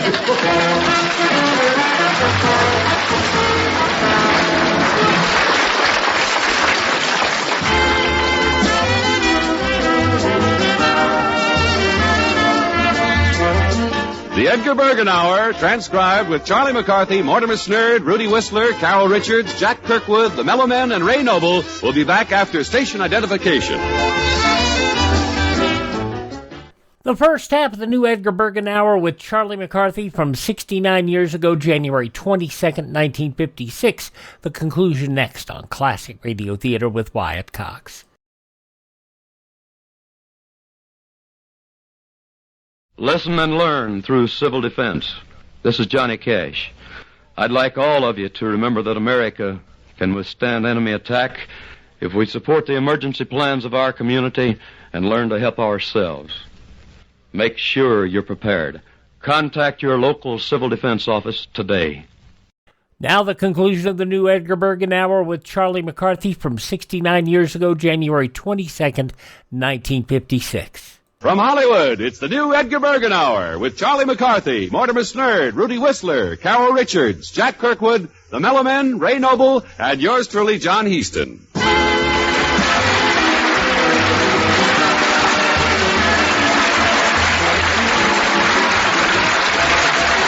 Now, ladies and gentlemen, let's follow along as lovely Carol Richards strolls down memory lane with Moments to Remember. The New Year's Eve, we did the town. The day we tore the goalpost down. We will have these moments to remember.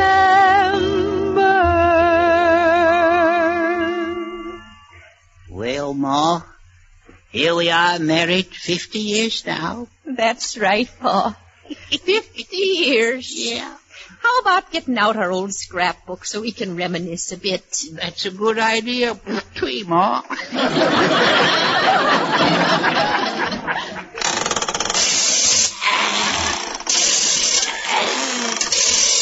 Oh, never mind, Pa. Don't get up. I'll go and get it. You know, Pa, I love to go through our scrapbook.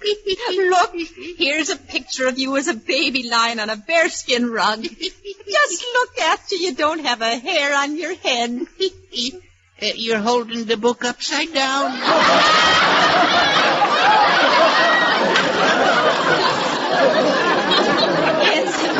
Yeah, I'm sorry, Pa. Oh, Pa, you're a caution. Look at this page. Here's a picture of us kissing on our first date. Oh, yes, sirree, we really lived. Yeah, but not lately, though, but we've lived. Oh, you're right, Pa. We still have some lovely memories. Yes, yes, we've had some wonderful moments to remember. Hello, Mater. Hello, Pater. I'm home from school. I'm home. Pa, it's our son, Edgar. I knew there was something I was trying to forget. Though summer turns to winter and the present disappears, the laughter we were glad to share will echo through the years. Though other nights and other days will find us gone a separate way, we will have these moments to remember.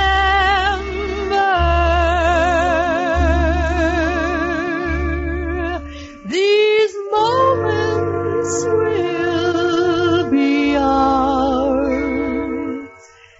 to remember.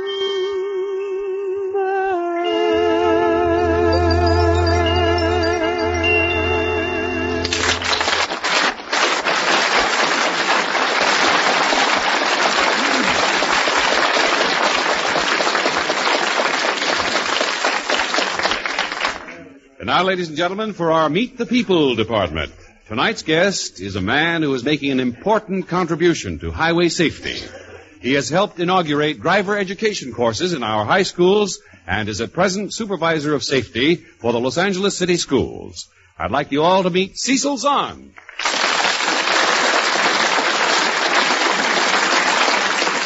Good evening. Well, Cecil, we're very happy to welcome you as our guest tonight. Anyone whose job helps train young people to drive safely certainly has our support. Thank you, Edgar. I recall a remark the well-known movie stuntman, this Yakima Canute once made, or Canute, I believe was the name. He said, for a living, I drive burning wagons over precipices and jump from trains and galloping horses. But you couldn't pay me to tangle in that traffic around Hollywood High when school's letting out. He says, I'm a stuntman, not a fool. Yakima was probably right a few years ago, Edgar, but he'd be quite surprised at the improvement he'd see if he went around that same school today. The driving habits of boys and girls have certainly improved. I suppose you attribute a great change for the better to the popular driver education course now being taught in the high school. Yes, I do. We still have a long ways to go, but I contribute to driver education and its companion course, the practice driving or driver training course. Oh, I thought they were one and the same. No, not quite. This driver education is a classroom course, Edgar, which is required as a graduation requirement in all of the high schools of the state of California, while driver training is actually a behind-the-wheel program. It's an elective. Mm-hmm. And during the weeks of combined instruction, those youngsters learn a great deal about safe and sane driving. Well, exactly what do they learn, Cecil? First, the youngsters learn the ABCs of good driving. They learn the meaning of attitudes while driving. Quite a bit about the vehicle code, which I'm sure us oldsters never had an opportunity to learn. They also learn something about the economical use of a car. Well, after they learn the theory, do they actually get behind the wheel? Yes, a good many of them do. From there, they drive a school-owned dual-control car. They drive it over a prescribed course with a trained instructor. They learn how to pass other vehicles, turn and back up. We even teach them how to park. I didn't think high school kids had to be taught how to park. What about freeway and turnpike driving? Well, we take them right out on the freeway after they've had some preliminary training. We don't get them out there right off of the bat by a long ways, but before we finish with them, as many as we can. After all, that's probably going to be the first place they head for anyhow, and we think that our training will teach them good freeway driving habits and techniques. Bob Hope once gave a very good description of a freeway. He said a freeway was a place where you could drive for 16 miles without leaving the scene of an accident. Well, sometimes we think that that's the way it is, but it's really not that bad, Edgar. Our police department has come up with some pretty good figures on the causes of accidents, and we in the schools in turn pass the information on to our young people as we receive it. Mm-hmm. And on the freeways, for instance, following too closely and improper lane changing are at the top of accident causes. Now, what is considered a safe distance to stay behind another car on the freeway? 1 car length for each 10 miles an hour of speed. This means if you're traveling 55 miles an hour, you should be 5.5 car lengths behind the car ahead of you for safe traveling distance. And 5 other eager beavers would scramble in ahead of you. Why do drivers tend to drive near the center white line? Well, this would probably prove that they had not taken our high school courses in driving, Edgar. We teach them there to judge the distances, which I think is one of the reasons that people get over the left-hand side where they can see the line. They just haven't learned to judge the distance on the right. Yeah. How many young people in California take driver education and driver training each year? Well, there's about 100,000 10th graders take it, the classroom driver education each year in the state, and this year in the city of Los Angeles alone, 25,000 of them will take the classroom course, and about 8,000 of this 25,000 will receive the behind-the-wheel training. Well, this is an expensive training course then, isn't it? Well, it does cost us about $44 to train each one of them. However, $30 of this is reimbursed to the school district by the state of California. Well, pretty cheap insurance for a generation of safe drivers. Taxpayers shouldn't object to that, then. No, I'm sure they don't, Edgar, especially when they realize that the money comes from the violators of traffic regulations. Now, if you got a traffic citation recently, Edgar, and wondered why you had to pay $11 instead of $10, there's a reason for it. That extra $1 was a penalty assessment for the state general fund, and it found its way back into our driver training program. Oh, then I'm sort of helping a boy through driving school.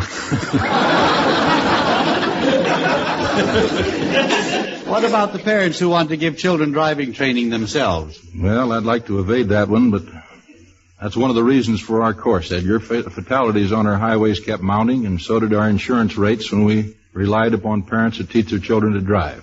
Mm-hmm. It seems that parents pass along their own bad driving habits. Well, then what's good enough for dad isn't necessarily good enough for the sons and daughters.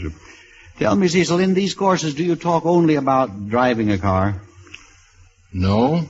We talk about bicycle safety quite a bit. We talk an awful lot about pedestrian safety. Oh, that's right. There are pedestrians. That's right. Well, we discuss such things. When does a pedestrian have the right of way over a motorist? Well, I'd say when he's in an ambulance.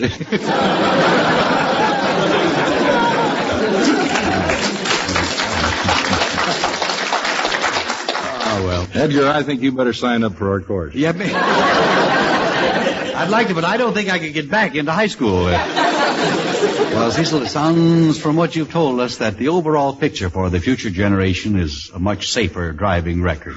Yes, it does. And the other day when I was out at Hollywood High School, Instructor John Abbott had a motto printed on his blackboard that I think we could all profit by. What was that? He just had the simple words, the best driving rule is the golden rule. Well, I don't think we could improve on that. Thank you very much for being our guest tonight, Cecil Zon. Good night, Edgar. Thank you. Good night.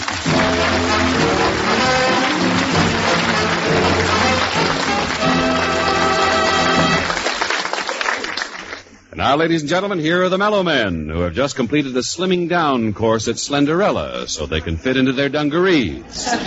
You know the reason why? Yes, it's a dungaree doll.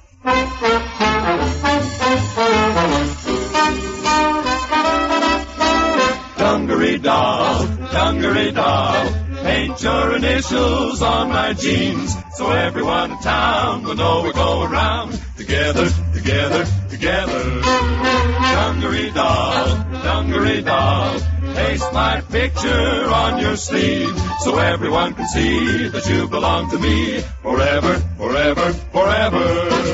I want you to wear my orange sweater, the beat-up sweater with the high school letter. Gonna make a chain of paper clips and chain us together while I kiss your lips.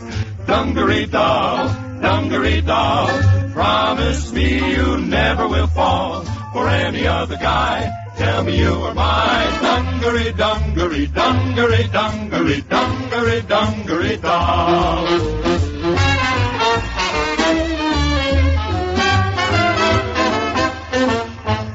Dungaree doll. Paint your initials on my jeans so the whole darn town knows we're going round. Together, together. Dungaree doll, dungaree doll.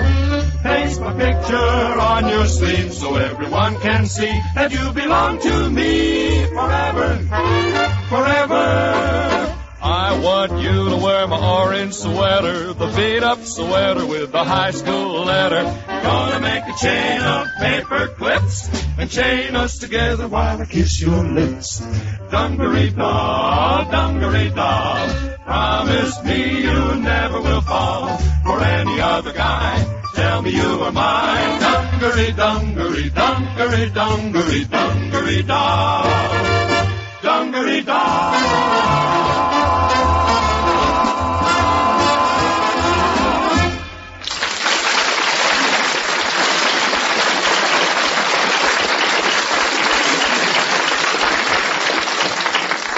If you've got a cold, but you've got a job to do, too, listen. Take Super Anahist, the modern medicine that helps you feel better, look better, work better when you can't stay in bed with a cold. Feel better. Super Anahist relieves fever, headache, muscular pain. Look better. Super Anahist relieves sniffles, red watery eyes, sneezing. Work better. Super Anahist relieves that dragged-out feeling, helps you resist after effects. Only Super Anahist does this with its 5 cold-fighting wonder drugs now prescribed by doctors. So when you can't stay in bed with a cold, feel better, look better, work better. Take Super Anahist with concentrated vitamin C, regular and children's-sized tablets. Super Anahist. Head cold miseries, stopped up nose. Melt away mucus, relieve congestion with new Super Anahist antibiotic nasal spray. The only nasal spray with a germ-killing antibiotic plus mucus-melting fungicide. Open up stopped up nose, breathe again fast. Get Super Anahist antibiotic nasal spray. Carol Richards. What is it, Charlie? Right now, I was wondering if you'd help me make my annual movie awards. Oh, do you give out something like the Oscars for the best pictures of the year? Well, no, these awards are for the worst pictures. I give out egg cups. Egg cups? They lay them, and we give them something to put them in. Well, you know, it sounds very interesting. Yeah, well, here we go. We now present...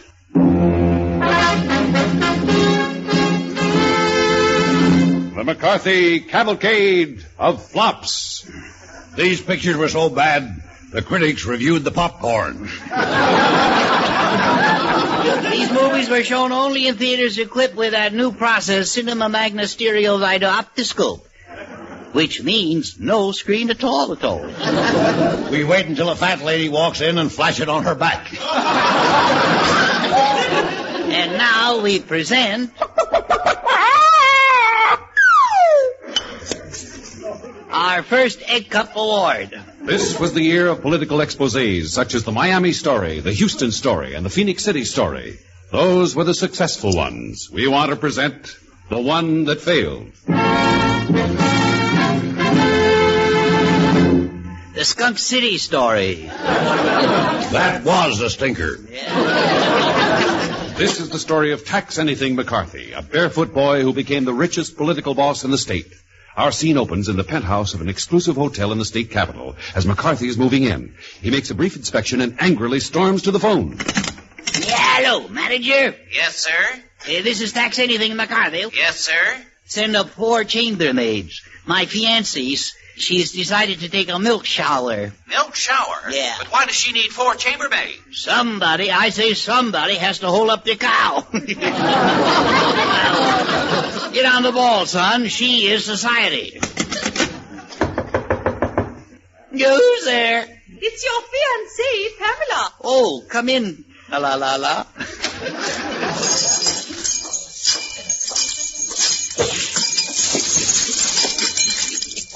Sometimes I think I'm buying her too much jewelry. I just love a cultured tomato. How vulgar. Yeah. Tax anything, remember. You're marrying into one of the oldest families in the Blue Book. Are you going to boast about how high class your parents are again? Please. I was so aristocratic. I had no parents. Then how were you born? I was ordered from Saks, Fifth Avenue. I think I'll open up a charge account there. I like the merchandise, and the wrapping ain't bad either. How about a little lunch, Toots, eh? Oh, that would be divine. Okay, let me summon my butler.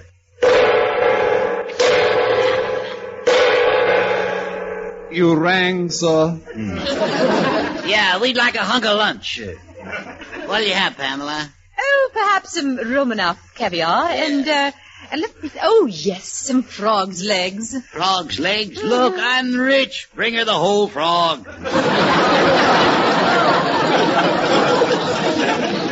Yes, sir. Very good, sir. I'll hop to it. Oh. Do you get it, sir? Frog, hop to it, you see? Yeah.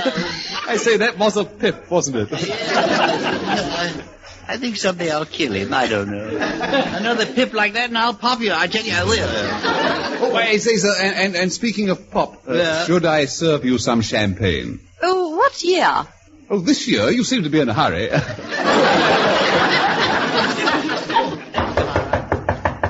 And I'll answer the door. I'm expecting my assistant.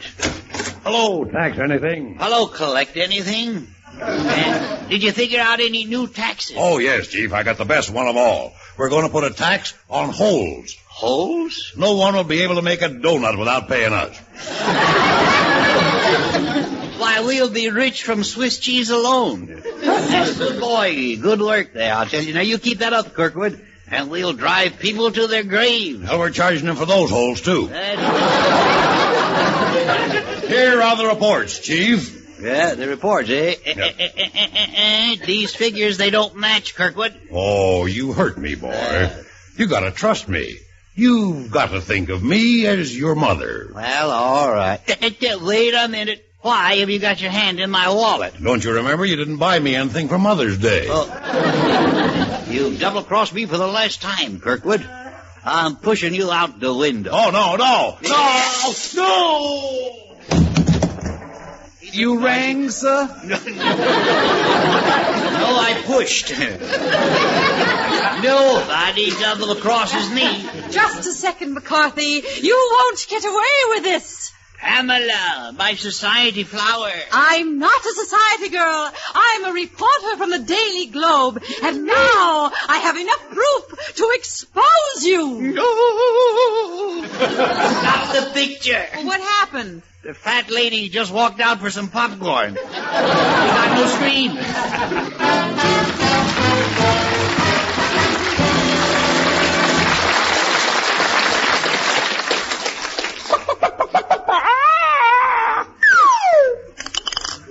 And now for our second award. I didn't think that hen would make it. This was the year of great Western dramas like Fred McMurray's At Gunpoint. But there was also the other kind, the psychological Western. Some were good and some were bad. And then there was... Tumbling, tumbleweed, tumbling down the old tumbleweed trail underneath the tumbleweed moon. Or... Becky Thatcher goes east.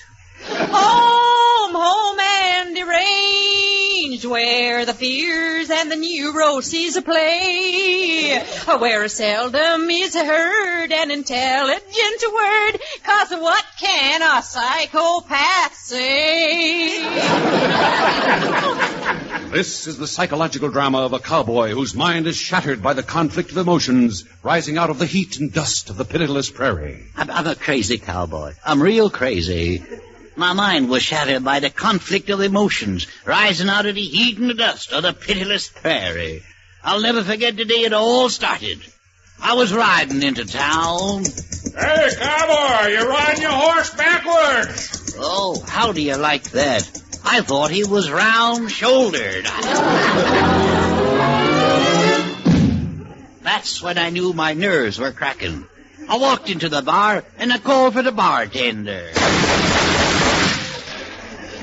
You rang, sir? I was really cracking. I didn't even know what movie I was in. Cowboy, you want a drink? Yeah, I'm tough. Give me a glass of milk. I thought you said you were tough. Well, all right, put it in a dirty glass. Huh? What's the matter with me? I'd never ordered milk before. I staggered out of the bar with a homogenized hangover. And then she rode up. Howdy, cowboy. And who are you? I'm Becky Thatcher, and I'm a-going to West. She was riding her horse backwards, too. Cowboy, there's something wrong with you. Yeah. You're in bad shape. I'm a-taking you to a Western-type psychiatrist. Howdy, folks. I'm a Western-type psychiatrist. This is a quickie. We can't waste any time. You're a psychiatrist? Yep. My name is Hopalong Freud. Well, tell me, Doc. Tell me, Doc, why are you bent over that way? I carry my own couch. Well, tell me about your childhood and color it up a bit. I hate a dull story. Please. I tell you, I'm going crazy. Well, make it quick. I got a serious case in the next room. The fella thinks he's a taxi cab. Well, Doc, are you trying to help him? Heck no, it's better than taking the buzz. That's ridiculous, a man thinking he's a taxi cab. Oh, I forgot. I left his meter running. Okay, Sam, I'm coming.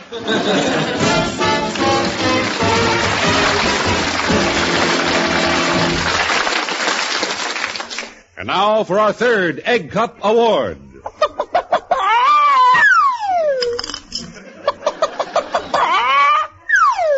That was a double feature.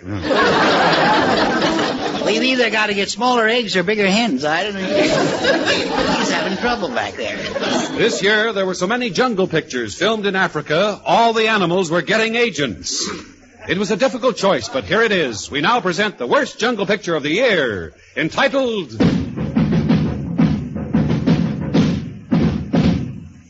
Or... A safari beats its way into the impenetrable African jungle in search of the fabulous Golden Goddess. As they come to a crocodile-infested stream, their leader starts across. Lead the way, Explorer McCarthy. Okay, Explorer Kirkwood. Here I go. Ow! A crocodile just got me by the toe. Well, don't worry if you get bit, boy. I got this bottle of crocodile cure with me. It's 90% alcohol. What's the other 10%? Who cares? Don't forget, you only take that stuff for crocodile bites. Oh, yeah. Here, crocodile. Here, crocodile. I lose a lot of toes, but I have a lot of fun. You know, Kirkwood, I think we're getting close to the Golden Goddess. I better call the native guide. Oh, guide? Wonga Bunga Mingo Gambo? Now, what does that mean? You rang, sir? I'll throw that fella to the crocodiles. There you are. What happened? They threw him back. Onward, safari. Listen, those jungle drums. Quick, Guide Noble, what are the drums saying? How should I know? I'm a piano player. Oh, I understand those drums. It's that cannibal disc jockey, Peter Potful.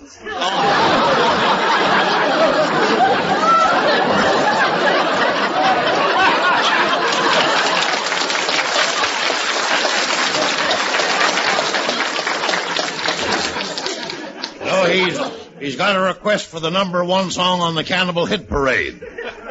Tennessee Ernie singing 16 Tums. Must be something wrong with the missionary he bought at the company store. Save me, explorers! Save me! It's the Golden Goddess. Oh, thank goodness you're here. But we'd better hurry. The elephants are stampeding. Look out! There goes a big bull elephant. Stop the picture. Why? That's no elephant. That's the fat lady going out of the aisle. She's going home.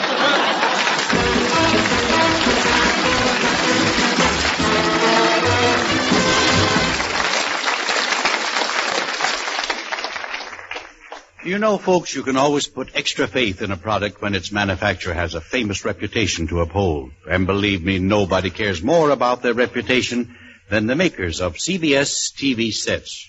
Right, John? Right indeed, Edgar. CBS TV sets are made by a division of the Columbia Broadcasting System, a name that's been famous for great home entertainment for over 25 years. Naturally, the CBS people want you to receive TV programs in your home just as perfectly as they're sent from the studios. And that's why CBS TV sets are built the costlier way, with oversized screens, brighter picture tubes, Cascode turret tuners, and many other luxury features.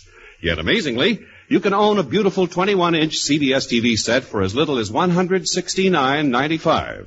No doubt about it. The new CBS TV sets in both 21 and giant 24-inch models are the first luxury sets in the popular price field. So make your next set a better set. Make it a CBS. And now here is Edgar Bergen. It's time for another bit of sage advice from our rural philosopher, Mortimer. And here he is with Snurd's words for the birds.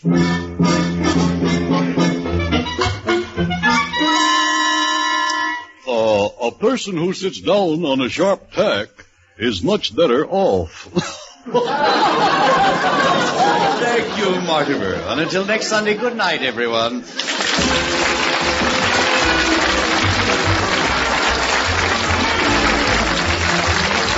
Remember to listen to Edgar Bergen with Charlie McCarthy, Mortimer Snerd, Ray Noble, and the entire ensemble next Sunday at the same time.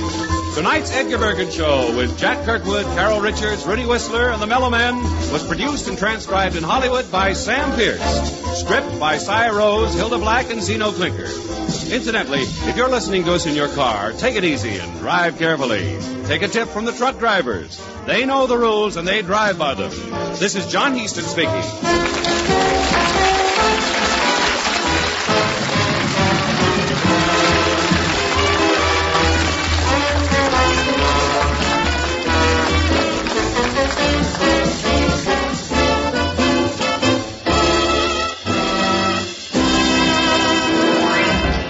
There you have it, the new Edgar Bergen Hour with Charlie McCarthy, 69 years ago, January 22nd, 1956, here on Classic Radio Theater with Wyatt Cox. Up next, we'll check in with David and Claudia.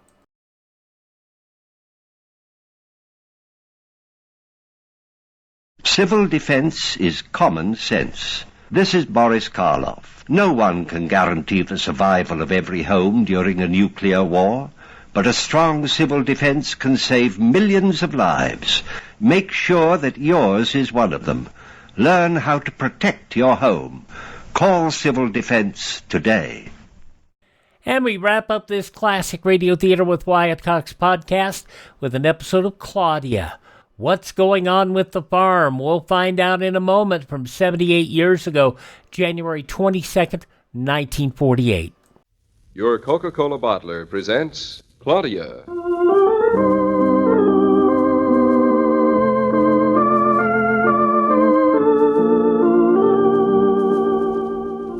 Claudia, based on the play and novels by Rose Franken. Brought to you, transcribed, Monday through Friday, by your friendly neighbor who bottles Coca-Cola. Relax, and while you're listening, refresh yourself. Have a Coke.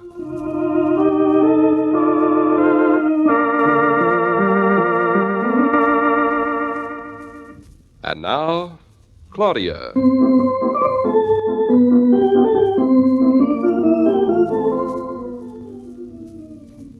David, David, just because you're nervous, you don't have to be pacing up and down like a caged lion. I'm not nervous. I'm never nervous. I haven't been nervous in years. If you aren't nervous, why aren't you sitting still and reading the evening papers while I get dinner ready? I just don't feel like reading the newspapers tonight. What's so awful about that? Nothing. But why'd you put your pipe down 3 times in the last 10 minutes and then have to go looking for it every time? I like bending over. That's why. It's good exercise. And your nostrils twitch twice. Why would they twitch if you weren't nervous? How many dishes have you broken today? Only 2. And you wouldn't by any chance have cut yourself peeling something. Or maybe that bandage is just for decoration. 18-karat cotton with a marquise-shaped mercure comb. I cut myself. But it's only a little cut. It would have to be. It's only your little finger. David, when do you think we'll hear? Well, we sent a letter yesterday. He got it this morning. He could have opened it up right away and sent us a telegram and said that the deal was all settled and there wasn't anything to do but move right in. Things don't happen that way. You said so yourself. When did I ever say anything like that? This morning, for one time. You said that buying a house was so complicated that even if Mr. Tucker accepted our offer, we still wouldn't have the house. Well, that's true, of course. You mean there might be a hitch and we mightn't have to buy the house after all? Have to buy it? You mean we mightn't be able to buy it? Oh, of course that's what I mean. There is a chance, David. Oh, sure, there might be something wrong with the titles. The title? Mm-hmm. Is it that kind of a house? Gosh, you'd never know it to look at it. What sort of a house is it that you'd never know it to look at it? A house with a title. You'd never guess it, would you, David? What kind of a title do you think I was talking about? I thought you meant a title like Twin Oaks or Hickory Hill or something like that. Doesn't sound right to me anymore. Well, you're getting warmer. I mean the kind of title that proves that the person who is selling it to us really owns it himself. Mr. Tucker? Mm-hmm. You mean you think that Mr. Tucker doesn't own the house, and now he's trying to sell it to us? Well, wait. David, that's dishonest. You better send him a telegram right away and get him to send you your offer back. Well, I'm glad we found out about that right at the beginning. I didn't say that Mr. Tucker doesn't own the house.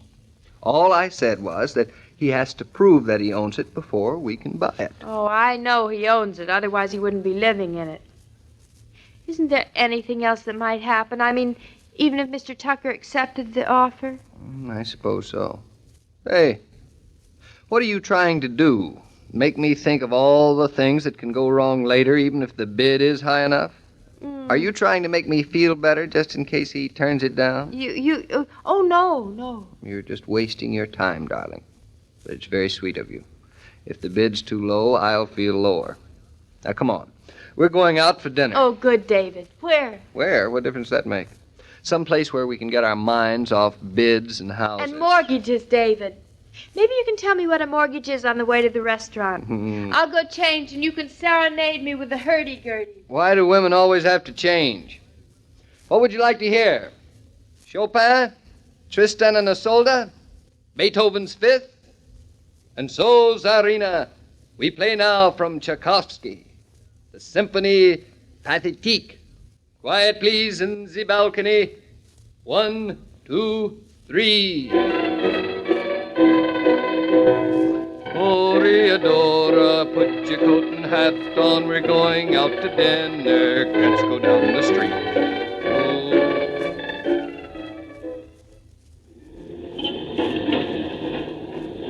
David, you can't find an Italian restaurant just walking around. You can't, eh? Well, Mrs. Norton, an Italian by the name of Columbus found this country by just sailing around, so I don't see why we can't try some more of the same. But how do you know it'll do any good? The Italian restaurant isn't made that isn't any good. I think it's always best to go to a restaurant you've heard about, don't you? You've got no wild, sweet spirit of adventure, Claudia. If that's what a wild, sweet spirit of adventure is, I've got it. But suppose something happens. For heaven's sake, what's going to happen in an Italian restaurant? You can't tell. Something might. Don't be silly. I don't know. I've been listening to the radio all day long, and I'm beginning to think that we're the only people in the world nothing ever happens Well, something may happen to us tomorrow. We may get the house. David, we promised we weren't going to talk about the house. No, so we did. You were just about to tell me all the things that haven't happened to us. Nothing happens to us, David. You should listen to the stories on the radio. Everybody's always having all kinds of trouble. You remember the day Bluff ran out of the door? If we were people on the radio, he would have bitten that little boy. And the little boy's mother would have been Mr. Carrington's aunt. And Mr. Carrington wouldn't have allowed you and Roger to go ahead with building that freight terminal. And when you heard this from Bertha, who'd been listening at the little boy's mother's keyhole all morning, you rushed down to tell me about it at the office. And the taxi cab driver was the brother of Lottie's sister's husband. And since she was desperately jealous of me... He ran into a bus deliberately, and you were taken to a hospital. And when you came to, nobody knew whether you would ever walk again. And Lottie told you that it all happened because Mr. Carrington was secretly in love with me. And you lost your memory and wandered off. And when you came back, the police held you for murder. And when we buy a house in the country, of course, it has a hidden treasure in the attic. David, nothing ever happens to us. And now we're going up to the country to live, and nothing's ever going to get a chance to happen to us. So, nothing happens. Didn't you once get a cinder in your eye, Mrs. Norton? That doesn't count, because someone came along and took it out for me. That doesn't count either, I suppose. Because all you did was marry him. Did I? I almost forgot. And then nothing else happened except we found an apartment. 2 of them, but not at the same time. And if I recall correctly, didn't something happen to you once at an auction? I scratched my ear and won a white elephant that was too big to go in the room. And then you scratched the other ear and sold it again. I guess that was easier. And aren't you just finished running into somebody else's car? But he was very nice, David. He wasn't Mr. Carrington's maniac nephew who embezzled all kinds of money from the First National Bank. Yes, well, I'm well aware of just how nice he was, Mrs. Norton. And David, something very big is going to happen in June. It won't even be twins. David, how can you say such a thing after Dr. Rowland promised to make us a special rate? It can't possibly be twins, darling. We're not that exciting. Say, what was I saying just a minute ago? You mean about nothing ever happening to us? Seems silly, doesn't it? Hey, wait for the light. Come back here. Yeah, it seems very silly.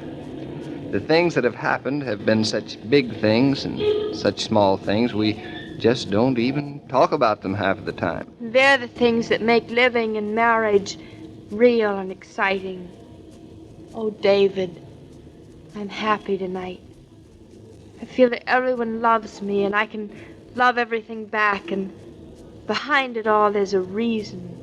And what we feel now, this is only the beginning. The page in front of the first page. David, you're so very sure of everything.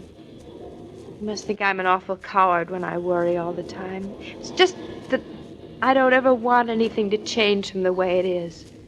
Never. Darling, someday something will happen, and you'll stand it. You'll be braver than you can imagine. You know, ever since I first looked at that house, I've had the feeling that I could see exactly how everything's going to turn out. I've known it has to be ours and how happy we'll be in it. Of course, all of that was before I started sweating out Mr. Tucker and our bid. Oh, the bid again. You promised you weren't going to mention it all evening. Come on, we can go now. If you don't feed a man, how do you expect him to keep any promises? Yeah. I know there's going to be a fine place right around the corner. I bet you. I bet you. Here we go. Pizzeria. What's that mean? Means I win my bet and keep my promise. Come on, let's go in. Good evening, good evening, good evening. A lady and a gentleman. Good For evening. dinner? We certainly are. Oh, that's a fine. We have a nice table over here by the wall. Thank you. My, that's a nice picture you have on the wall. Is that Naples? Yes, madame, that is Naples. And that on the other wall, that is Jamaica Bay. Most Italians, they can talk all they want to. But, lady, you can take it from Luigi. Jamaica Bay, she's a lot better looking than Naples. That's fine, Luigi. David, what part of Italy is Jamaica Bay? I've never heard of it. Jamaica Bay, my dear, is in the far western part of Italy. Oh? Very far. As a matter of fact, it's about 5 miles from where you're sitting. It's right here on the south side of Brooklyn. Why doesn't anybody tell me these things? We're doing our best. Well, Luigi, what can you give us for dinner? Some antipasto? You like antipasto? Claudia, do you like antipasto? Oh, what are they? Yes, you like them.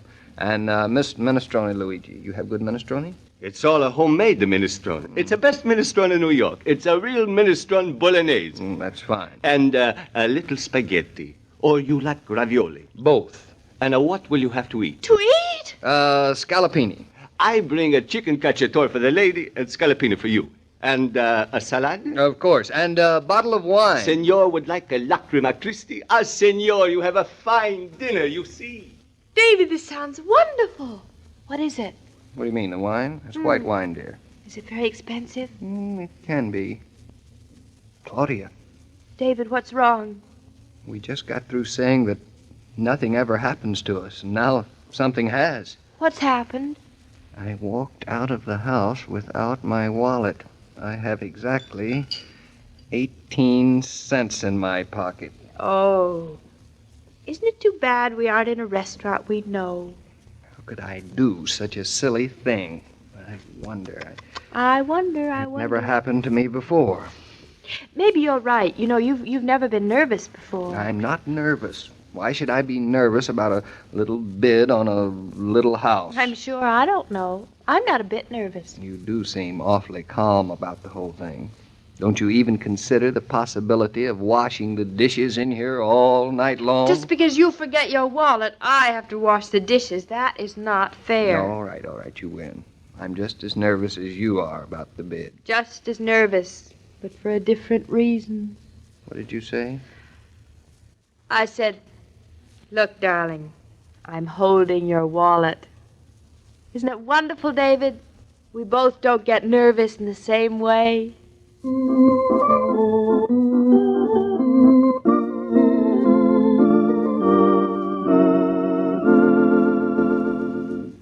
This broadcast of Claudia was supervised and directed by William Brown Maloney.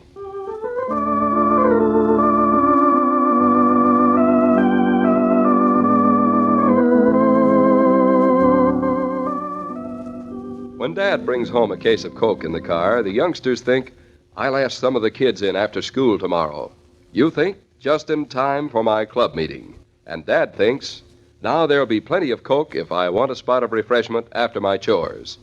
Yes, everyone in the family enjoys a feeling of extra well-being and anticipated pleasure when that hospitable case of Coca-Cola crosses the threshold.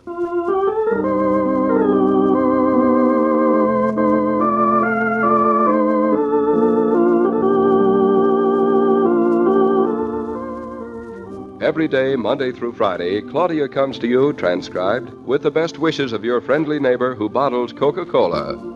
So listen again tomorrow at the same time. And now this is Joe King saying au revoir. And remember, whoever you are, whatever you do, wherever you may be, when you think of refreshment, think of Coca-Cola. For ice-cold Coca-Cola makes any pause the pause that refreshes.